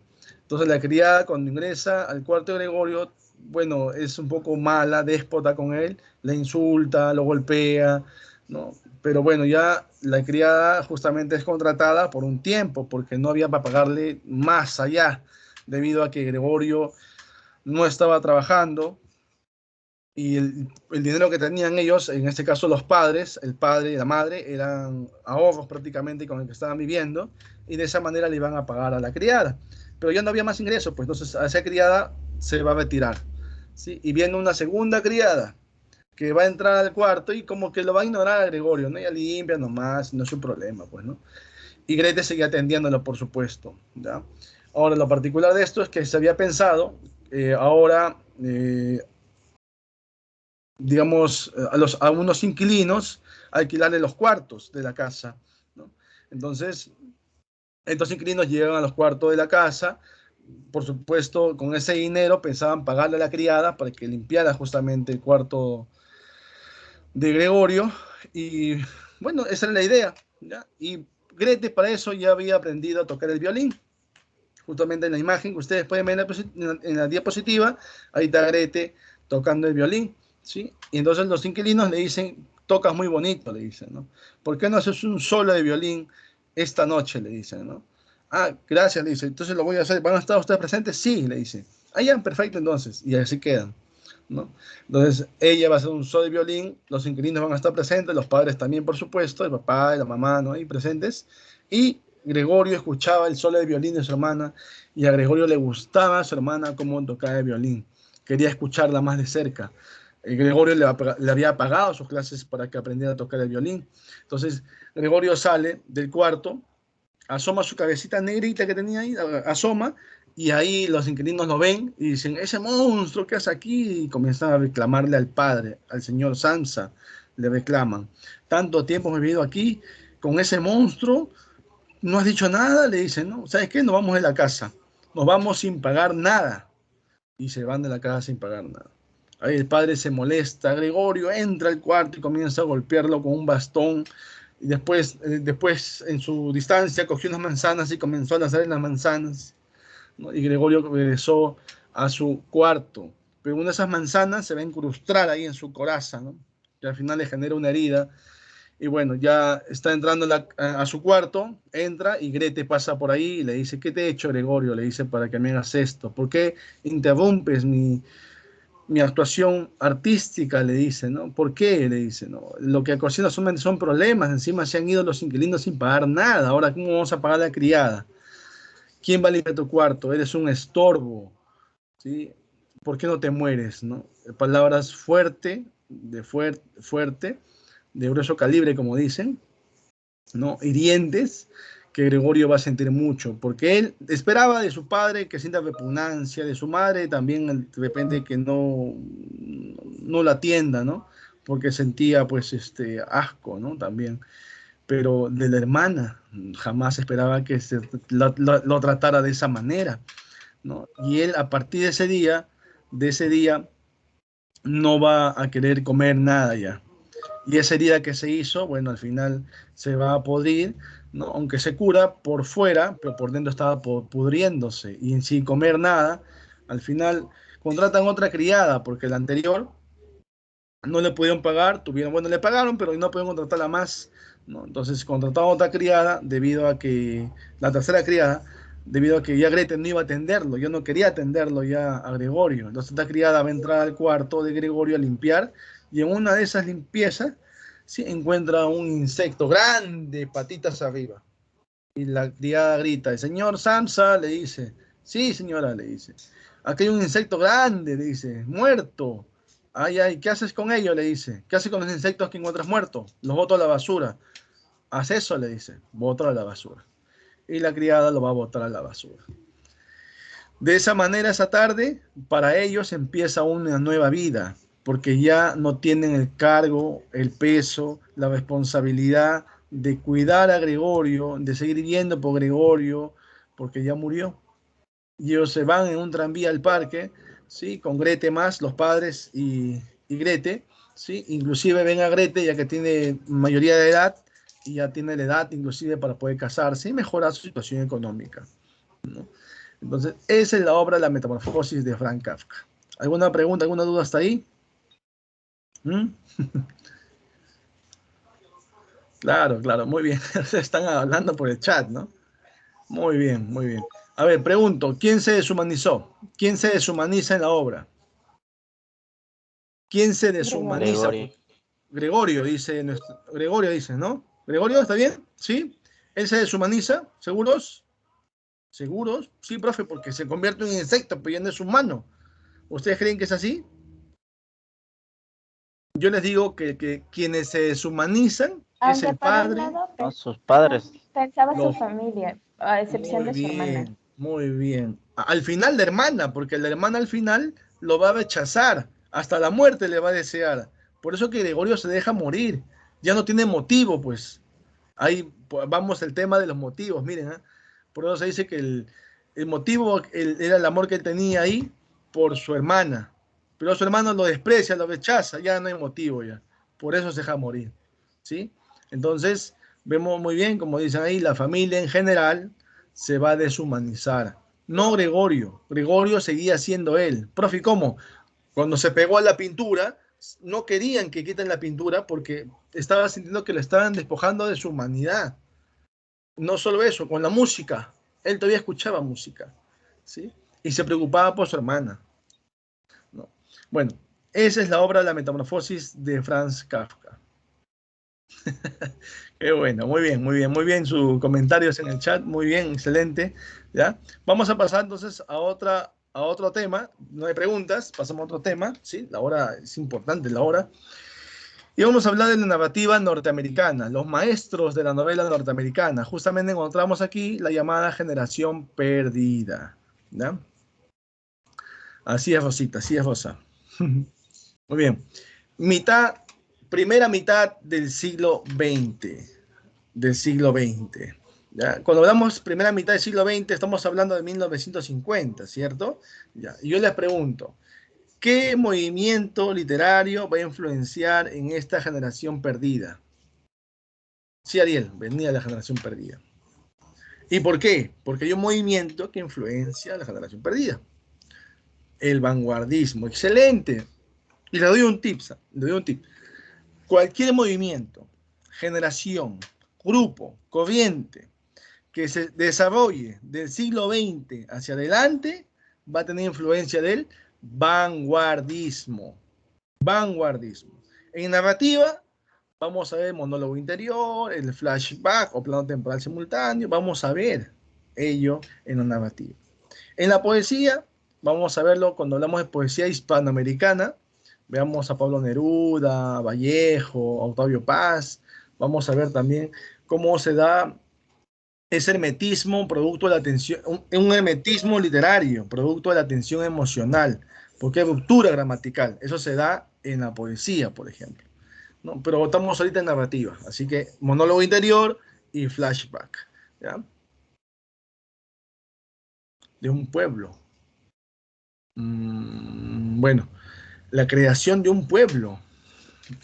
Ahí sí, a veces me preguntan, a ver, la creación de un pueblo en una obra literaria. Aquí más que todo está vinculado a cuestiones de historia, ¿eh? De historia, creación de un pueblo como técnica. Como técnica. De repente estás viendo lo que es la narrativa hispanoamericana. Cuando veamos, por ejemplo, el pueblo de Comala, ¿no? Pero eso vamos a verlo más adelante. Esta generación perdida, digamos, son sucesos, son cuestiones de vivencia que justamente ellos van a, como se dice, experimentar y lo van a llevar a la obra literaria, ¿ya? Bueno, es una cuestión de tal vez de técnica, como mencionas, ¿no? Pero vamos a verlo más adelante, ¿ya? Esta generación perdida, sus integrantes, ¿ya? Van a participar justamente de la Primera Guerra Mundial. ¿Cómo participan? Algunos como corresponsales, periodísticos, por supuesto periodistas, ¿no? Otros van a participar como Ernest Hemingway, por ejemplo. Ernest Hemingway es conductor de una ambulancia de la Cruz Roja, ¿no? Y no solamente el conductor, él tenía que bajar, ver a los heridos, trasladar a los muertos, ¿no? O sea, no solamente hacía papel de conductor, entonces todos ellos van a sufrir los estragos, ¿sí? Van a tener secuelas de lo que fue esta guerra mundial y van a tener traumas. Y aún así regresan a Estados Unidos pensando que tal vez, digamos, su entorno social va a mejorar su situación, ¿no? Con la que ellos regresaban. Sin embargo, Estados Unidos, debido a que participó en esa guerra, en la Primera Guerra Mundial, tuvo mucho, digamos, gasto económico. Entonces, gasto económico muchas veces perjudica lo social también. Y aquí se va a ver justamente perjudicado Estados Unidos y están en una especie de depresión, ¿no? Que pasaron antes y ahora van a pasarlo por producto de la participación de la guerra, ¿no? Entonces la sociedad está sumergida en violencia, sumergida en algunos vicios, como el alcohol, por ejemplo, ¿no? Y muchos de estos integrantes de esta llamada generación perdida también van a ser parte de ese grupo que justamente estaba involucrado con la violencia, el alcoholismo, ¿no? Y lo que hacen con ellos es exiliarlos. Y se van a Francia, se van a París, donde se encuentran con Gertrude Stein, que los va a agrupar. Gertrude Stein es el núcleo de ese grupo de escritores norteamericanos. Cuando conversa con Ernest Hemingway, Gertrude Stein, ya, digamos, ella los respetaba porque tenían unas grandiosas obras, ¿no? Muy leídas, y ella les decía, por favor, le decía, no vayan a regresar a Estados Unidos, ya están ustedes rehabilitados, ya están otra vez, digamos, en el camino literario, no regresen a Estados Unidos, y si regresan, no vayan a recaer, porque si recaen me van a decir, Gertrude, ¿no? Gertrude, tú conociste a aquellos integrantes de la llamada generación perdida, ¿no? Entonces, no quiero que me digan eso, por favor, decía Gertrude, ¿no? Y ella, Gertrude Stein, es el que le da el nombre, justamente, le dice Generación Perdida, ¿no? Bueno, lamentablemente ellos van a regresar, sí, buena película, van a regresar y van a, digamos, a perderse, pues, ¿no? Otra vez sumergidos, otra vez envueltos en el tema de, digamos, una vida aventurera, bohemia, vinculada al alcohol, a la violencia. Ahí tenemos a William Faulkner, justamente, quien fue, digamos, premio Nobel 1949, ¿no? A ver, ahorita conversamos de eso, ¿ya? Su obra más importante, El sonido y la furia. Tenemos a John Dos Passos ahí con Manhattan Transfer, su obra también importante, novela también. Al igual que Scott Fitzgerald con el curioso caso de Benjamin Button. Estas obras han sido llevadas, por supuesto, al cine, ¿ya? El Gran Gatsby también de Scott Fitzgerald también, por ejemplo, ¿no? Y el mismo Ernest Hemingway, que ahora vamos a mencionar y vamos a hablar de él también, ¿ya? Ahí alguien dice, Faulkner no tiene una influencia sobre García Márquez. Claro, ellos van a influenciar no solamente en algunos escritores norteamericanos, también, por supuesto, en lo que es América del Sur, ¿sí? Como García Márquez, por ejemplo, ¿no? ¿Ya? Como tema importante, aquí hay que recordar que hay dos premios Nobel. Uno es William Faulkner, 1949, y el otro es Ernest Hemingway, 1954. Recordad que nació en Oak Park, Chicago, en la ciudad de Illinois, ¿sí? Escribió artículos periodísticos, era periodista, ¿ya? Participó en la Primera Guerra Mundial como conductor de la ambulancia de la Cruz Roja y muy amiga de Gertrude Stein, quien al final los agrupa allá en París, en Francia. Bueno, con el tiempo ellos lamentablemente van a hacer embullirse, ser parte de una sociedad que al final los lleva otra vez a la violencia, ¿no? Dijimos, y van a ser llamados la generación perdida por ese motivo. ¿Ya? Sus obras de él tienen mucho que ver con su vida aventurera.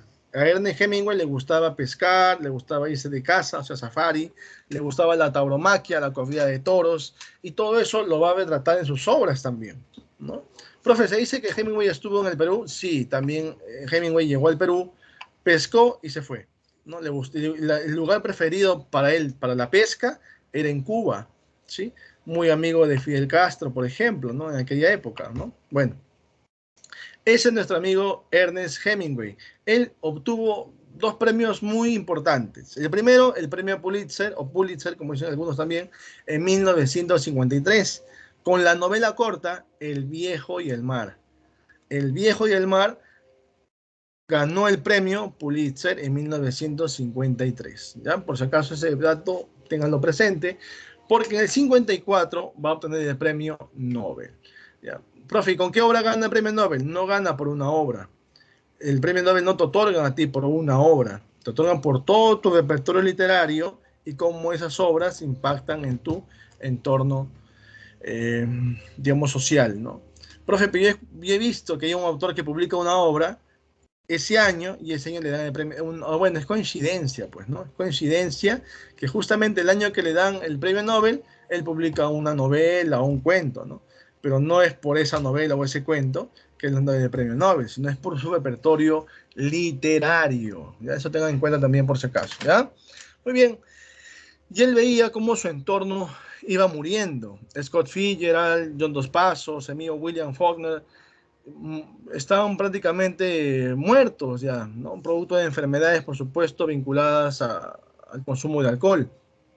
Y él también se entera de la muerte de su mejor amigo. Justamente su mejor amigo desarrolló el monólogo interior, que él también, por supuesto, va a desarrollar, ¿no? ¿Quién era su mejor amigo de Ernest Hemingway que creó prácticamente este llamado monólogo interior? Ya lo dijimos hace un momento, ¿no? ¿Cómo se llamaba? El que creó el monólogo interior. Lo acabamos de ver ahorita. Vamos, en su obra Ulises. James Joyce. Excelente, excelente. James Joyce. Él, por ejemplo, muere de cirrosis y Ernest Hemingway lamenta su muerte. Y no solo él, y no solo eso, sino que Hemingway ya tenía 3 matrimonios frustrados. Se había divorciado 2 veces, se había casado 3, ¿no? Se divorció 2 veces. Y la última esposa sufrió justamente, bueno, violencia, ¿no? Sus hijos no lo querían en Hemingway. O sea, estaba completamente solo ya. Y en esa situación, él coge la escopeta con la que iba a cazar y termina disparándose. Enloqueció y se suicidó de un disparo, menciona. Él es Ernest Hemingway, quien ganó el premio Nobel en 1954. Y entre sus obras tenemos, por ejemplo, El sol también sale, Adiós a las armas, Muerte en la tarde, Por quién doblan las campanas y Fiesta. Ya, esa obra narrativa, por supuesto, Por quién doblan las campanas.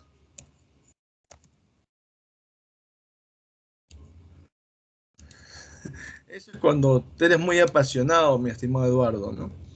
Porque tiene un sentido, esta obra, Por quién doblan las campanas, está vinculado a un suceso que él también evidenció, ¿sí? La Guerra Civil Española.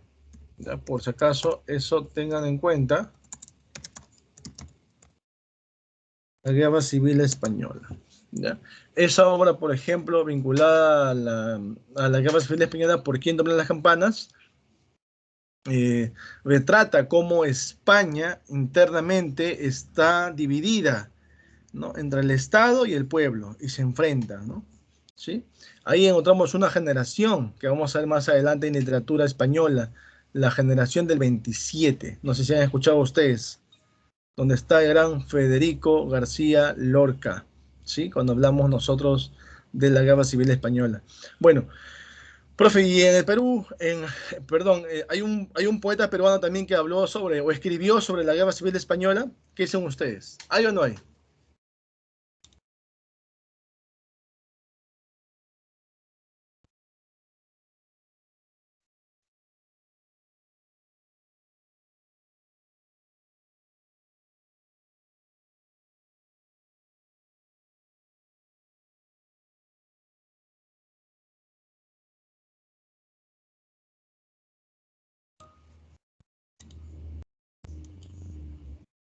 Claro, muy bien, Ariel. España aparte a mí este cáliz, que es una obra póstuma justamente de César Vallejo, ¿no? Y él ahí justamente retrata el tema de la Guerra Civil Española. También un chileno, Pablo Neruda, también habla de esta Guerra Civil Española, ¿no? España en el corazón, por ejemplo, ¿no? Y por supuesto, ahí nuestro amigo Ernest Hemingway también habló de la Guerra Civil Española y por quién doblan las campanas. Ya fue una pregunta ese previa hace años, cuando mencionó justamente obra que da a conocer sucesos en la Guerra Civil Española, ¿no? ¿Cuál es la obra de Ernest Hemingway? Justamente Por quién doblan las campanas. Y también está otra fiesta, o París era una fiesta, también se llama así, ¿ya? Y la novela corta más importante es El viejo y el mar. El viejo y el mar, ahí está, ¿ya? Justamente esta novela tiene como tema la perseverancia, la perseverancia. Yo les pregunto, profe, yo he visto una pregunta de ese previ donde no dice perseverancia, dice la lucha por alcanzar el ideal. Ya, y si yo lucho por alcanzar mi ideal, ¿cómo se llama en una palabra? ¿Cómo se llama? Yo lucho por alcanzar mi ideal. Perseverancia, pues, ¿cierto? Entonces, algunos van a encontrar así, la lucha por alcanzar,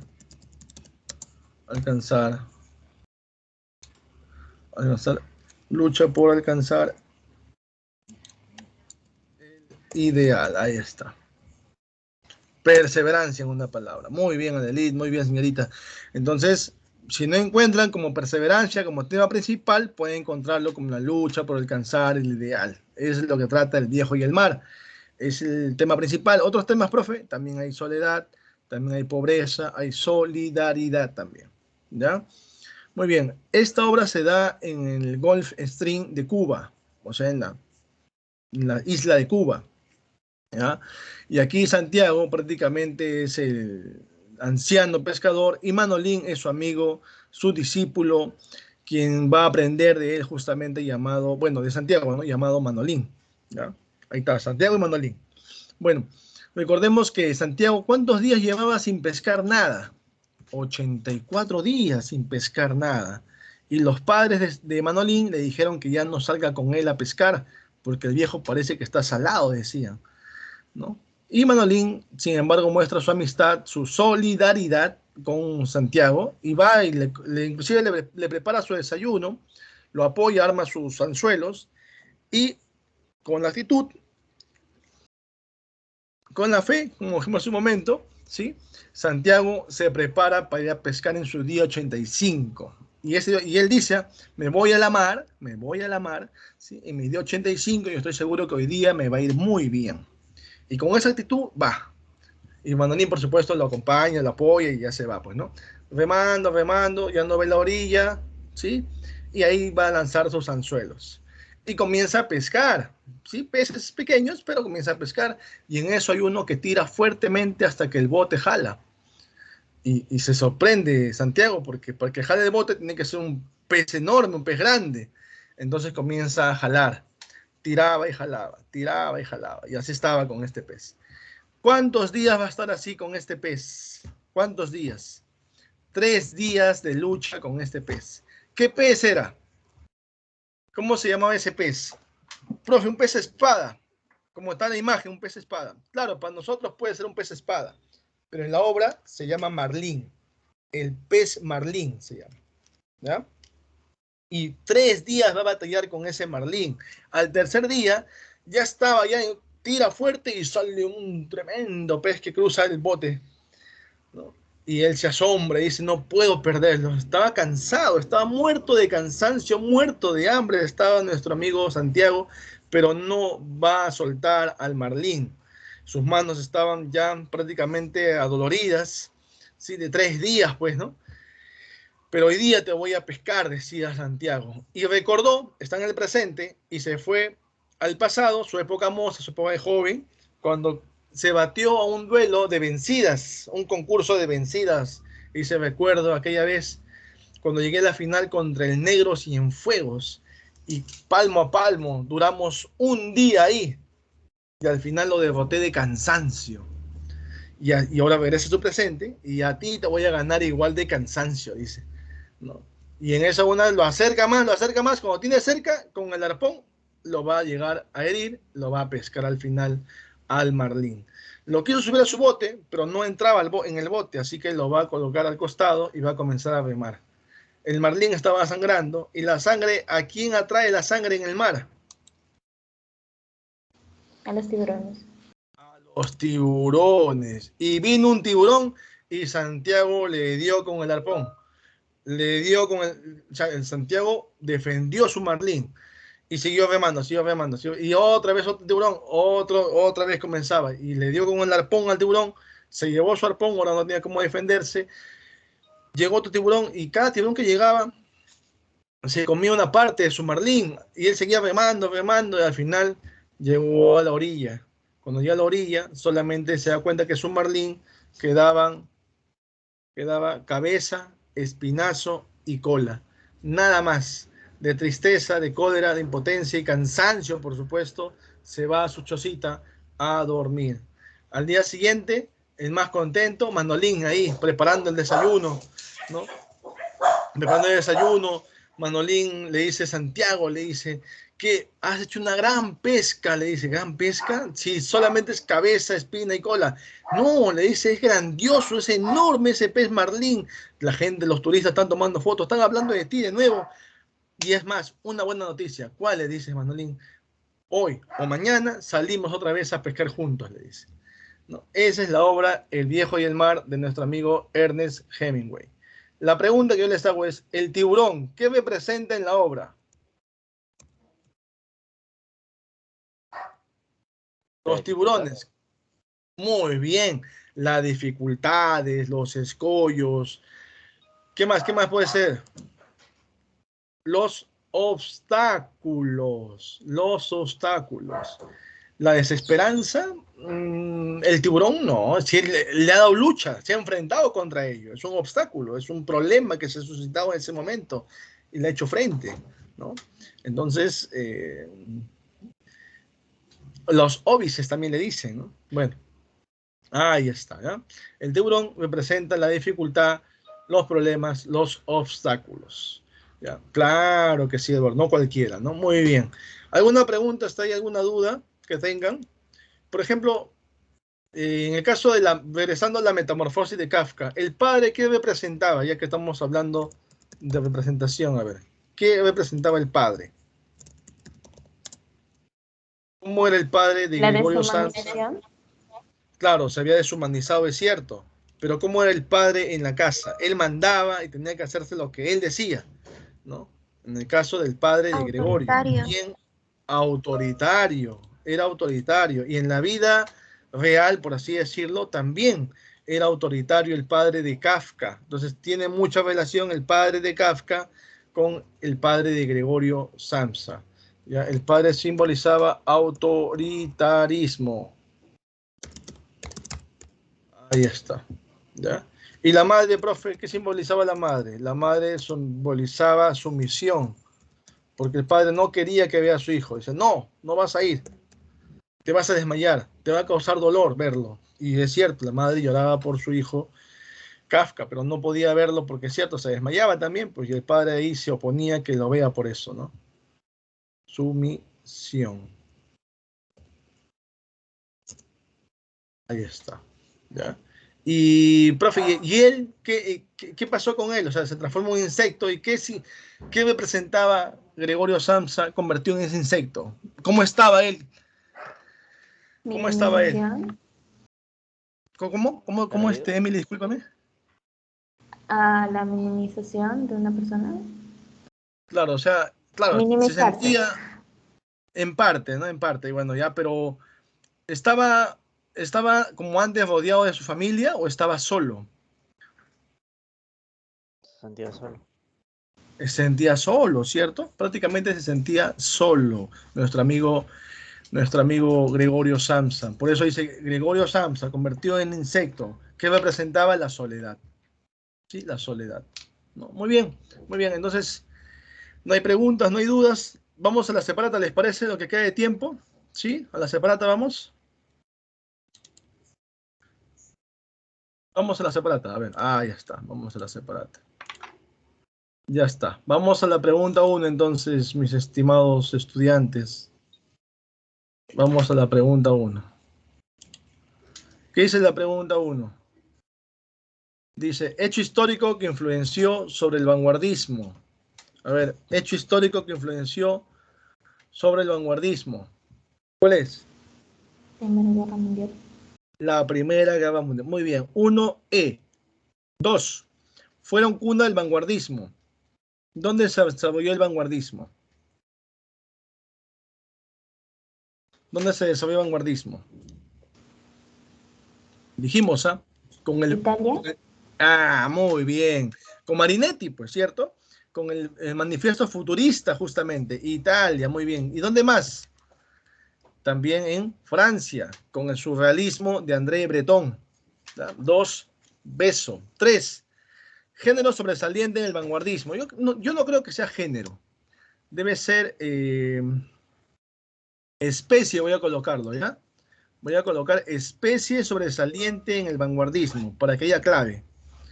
Porque si coloco género, ahí solamente hay un género, pues. ¿Qué género encontramos ahí en la pregunta 3? El único género que hay. ¿Cuál es? No te preocupes, Adelit. Está bien. A veces así es el sistema de... El lírico, pero es. El lírico es el único, ¿cierto? Dice género, lírico, pero nosotros hemos visto poesía ahorita en vanguardismo, hemos visto novela. Novela. Novela, entonces, por ese motivo cambio esa palabra género y coloco qué especie literaria sobresaliente en el vanguardismo. La novela. Casa. No hemos visto nosotros poesía. Cuando hablemos, sí, de vanguardismo en el Perú, ahí sí vamos a ver qué es el lírico, porque la mayoría son poetas, todos son poetas, ¿ya? Profe Pepe Vallejo también tiene cuentos, sí, pero vamos a ver de su poesía, no vamos a leer de su cuento, ni su novela, ni sus ensayos, ¿sí? Entonces, la pregunta 3, vamos a colocar especie literaria sobresaliente en el vanguardismo. Hago esa aclaración para que haya clave y sea la letra C, que es novela, la que hemos visto hoy día. En vanguardismo hemos visto la novela corta, La Metamorfosis. Y como influencia del vanguardismo a la generación perdida, hemos visto la novela corta, El Viejo y el Mar. Hago esa aclaración por si acaso, ¿ya? ¿Estamos? ¿Sí? ¿Está bien? ¿Sí?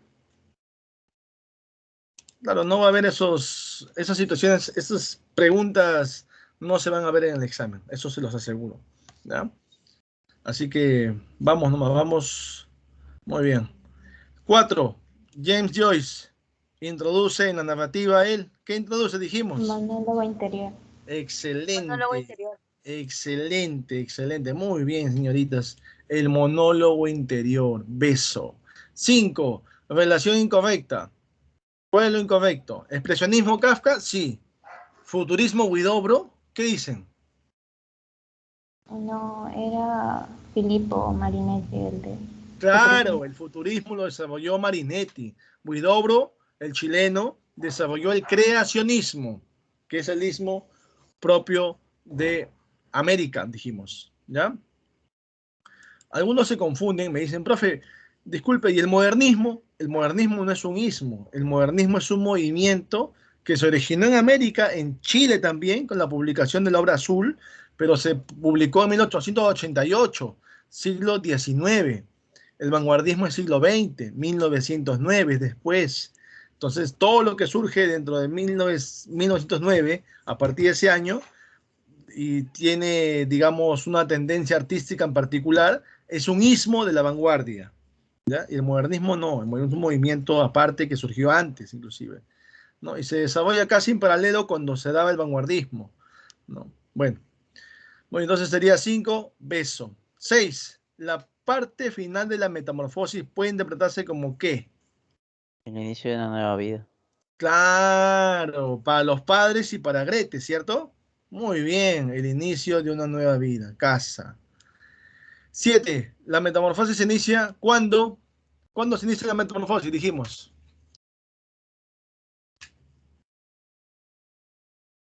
¿Qué dice? ¿Cuándo? La transformación de Gregorio. Claro, se despierta convertido en un insecto gigante, ¿no? Muy bien, muy bien. Sería casa, ¿verdad? Casa sería, ¿está bien? ¿Se inicia la transformación de Gregorio? No, no sé, eso no se ve. ¿El padre despierta? No, tampoco. Gregorio convertido en un bicho, no. Dormido Gregorio se vuelve un... No, sería casa, ¿ya? Casa. Se despierta y se ve convertido en insecto, pues, ¿no? 7, casa. 8. El vanguardismo se caracteriza por... ¿Por qué se caracteriza el vanguardismo?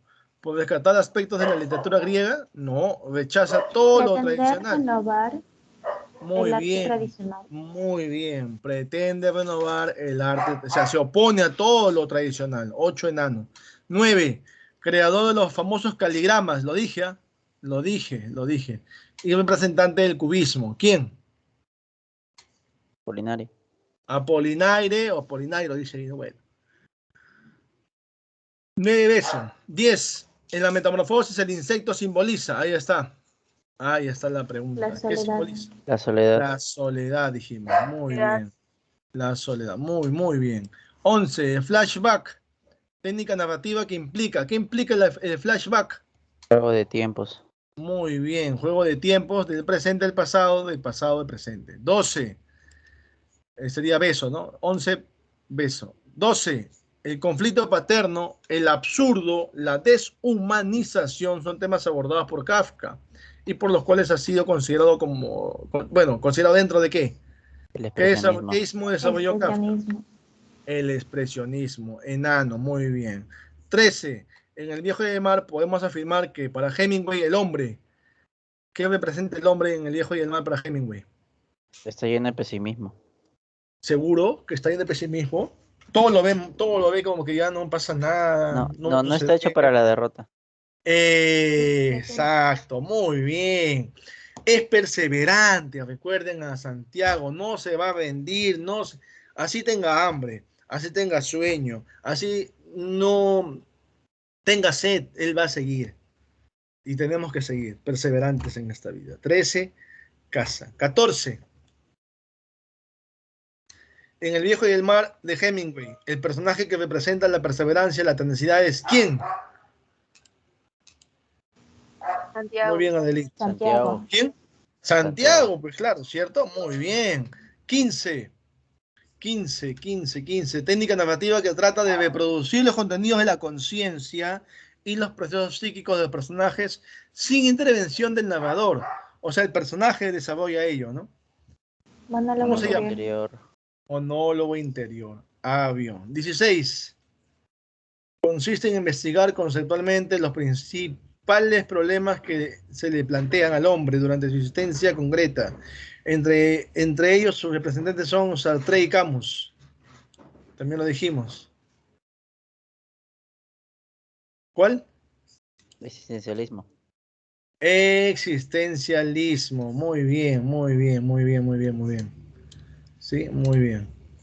16, dado. 17, la historia de un hombre rico. Ah, bueno, eso de ahí no hemos desarrollado nosotros ahora, pero es parte de una obra de Scott Fitzgerald, justamente, ¿no? La historia de un hombre rico y misterioso que tiene una mansión enorme y que pasa mucho tiempo durante las tardes mirando la luz verde al otro lado de la bahía desde su jardín. El gran Gatsby. El gran Gatsby de Scott Fitzgerald. No se lo hemos preguntado, solamente hemos puesto ahí como referencia nada más para saber que la generación perdida no solamente es Hemingway, también está Scott Fitzgerald, está John Dos Passos, está William Faulkner, que es otro premio Nobel de esa generación, aparte de Hemingway, por si acaso. ¿Ya? Dijimos que William Faulkner es premio Nobel 1949, ¿sí? Y en el caso de Ernest Hemingway, 1954. ¿Ya? Muy bien. 17, dado. 18, autor que no es representante de la generación perdida. ¿Cuál Kafka, de ellos? profesor. Kafka, claro, profe. Kafka es del vanguardismo, tiene nada que ver en Estados Unidos él. Muy bien. 19, marca la relación incorrecta, la que no es. ¿Cuál? Hemingway, Muerte en la tarde, sí. Faulkner, El sonido de furia, sí. Marcel Proust, La peste de él. La peste no era del premio Nobel de 1957, era existencialista, llamado Albert Camus, autor de La peste. Entonces, Albert Camus es La peste, por si acaso. Su novela se llama La peste, ¿ya? Los demás, está bien, son obras de ellos. 19, Casa. Y 20, ahí está el premio Nobel, mira. 49, Faulkner. 54, Hemingway. 57, Camus. Clave, beso. Y ese es el caligrama, por ejemplo. Ahí está el caligrama, miren, el último. Una bicicleta y ahí están los poemas. Interesante, ¿verdad? Cómo es un caligrama, ¿no? Y eso lo desarrolló Guillermo Apollinaire, ¿sí? En el cubismo. ¿Ya? ¿Alguna pregunta, alguna duda? Muy bien, les agradezco por su tiempo. Estoy descargando la asistencia, que siempre nuestro personal de CEPREVI siempre me hace recordar y le agradezco, ¿sí? Estoy descargando justo ahorita, ¿ya? La asistencia. Y bueno, si no hay preguntas, vamos a dejarlo por hoy, ¿ya? Muchas gracias por su tiempo, su predisposición. Nos vemos más tarde para la unidad 6.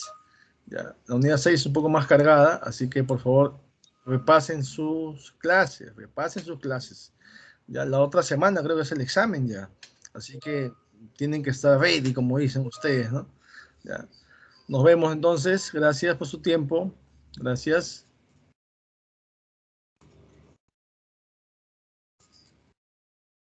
Gracias, Emily, Aileen, Niurka, Raúl, gracias.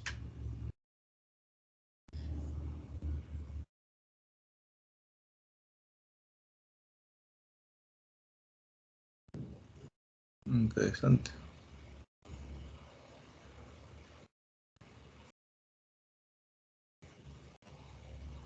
Muy bien. Ya parece que descargó ya. Voy a dejar de grabar.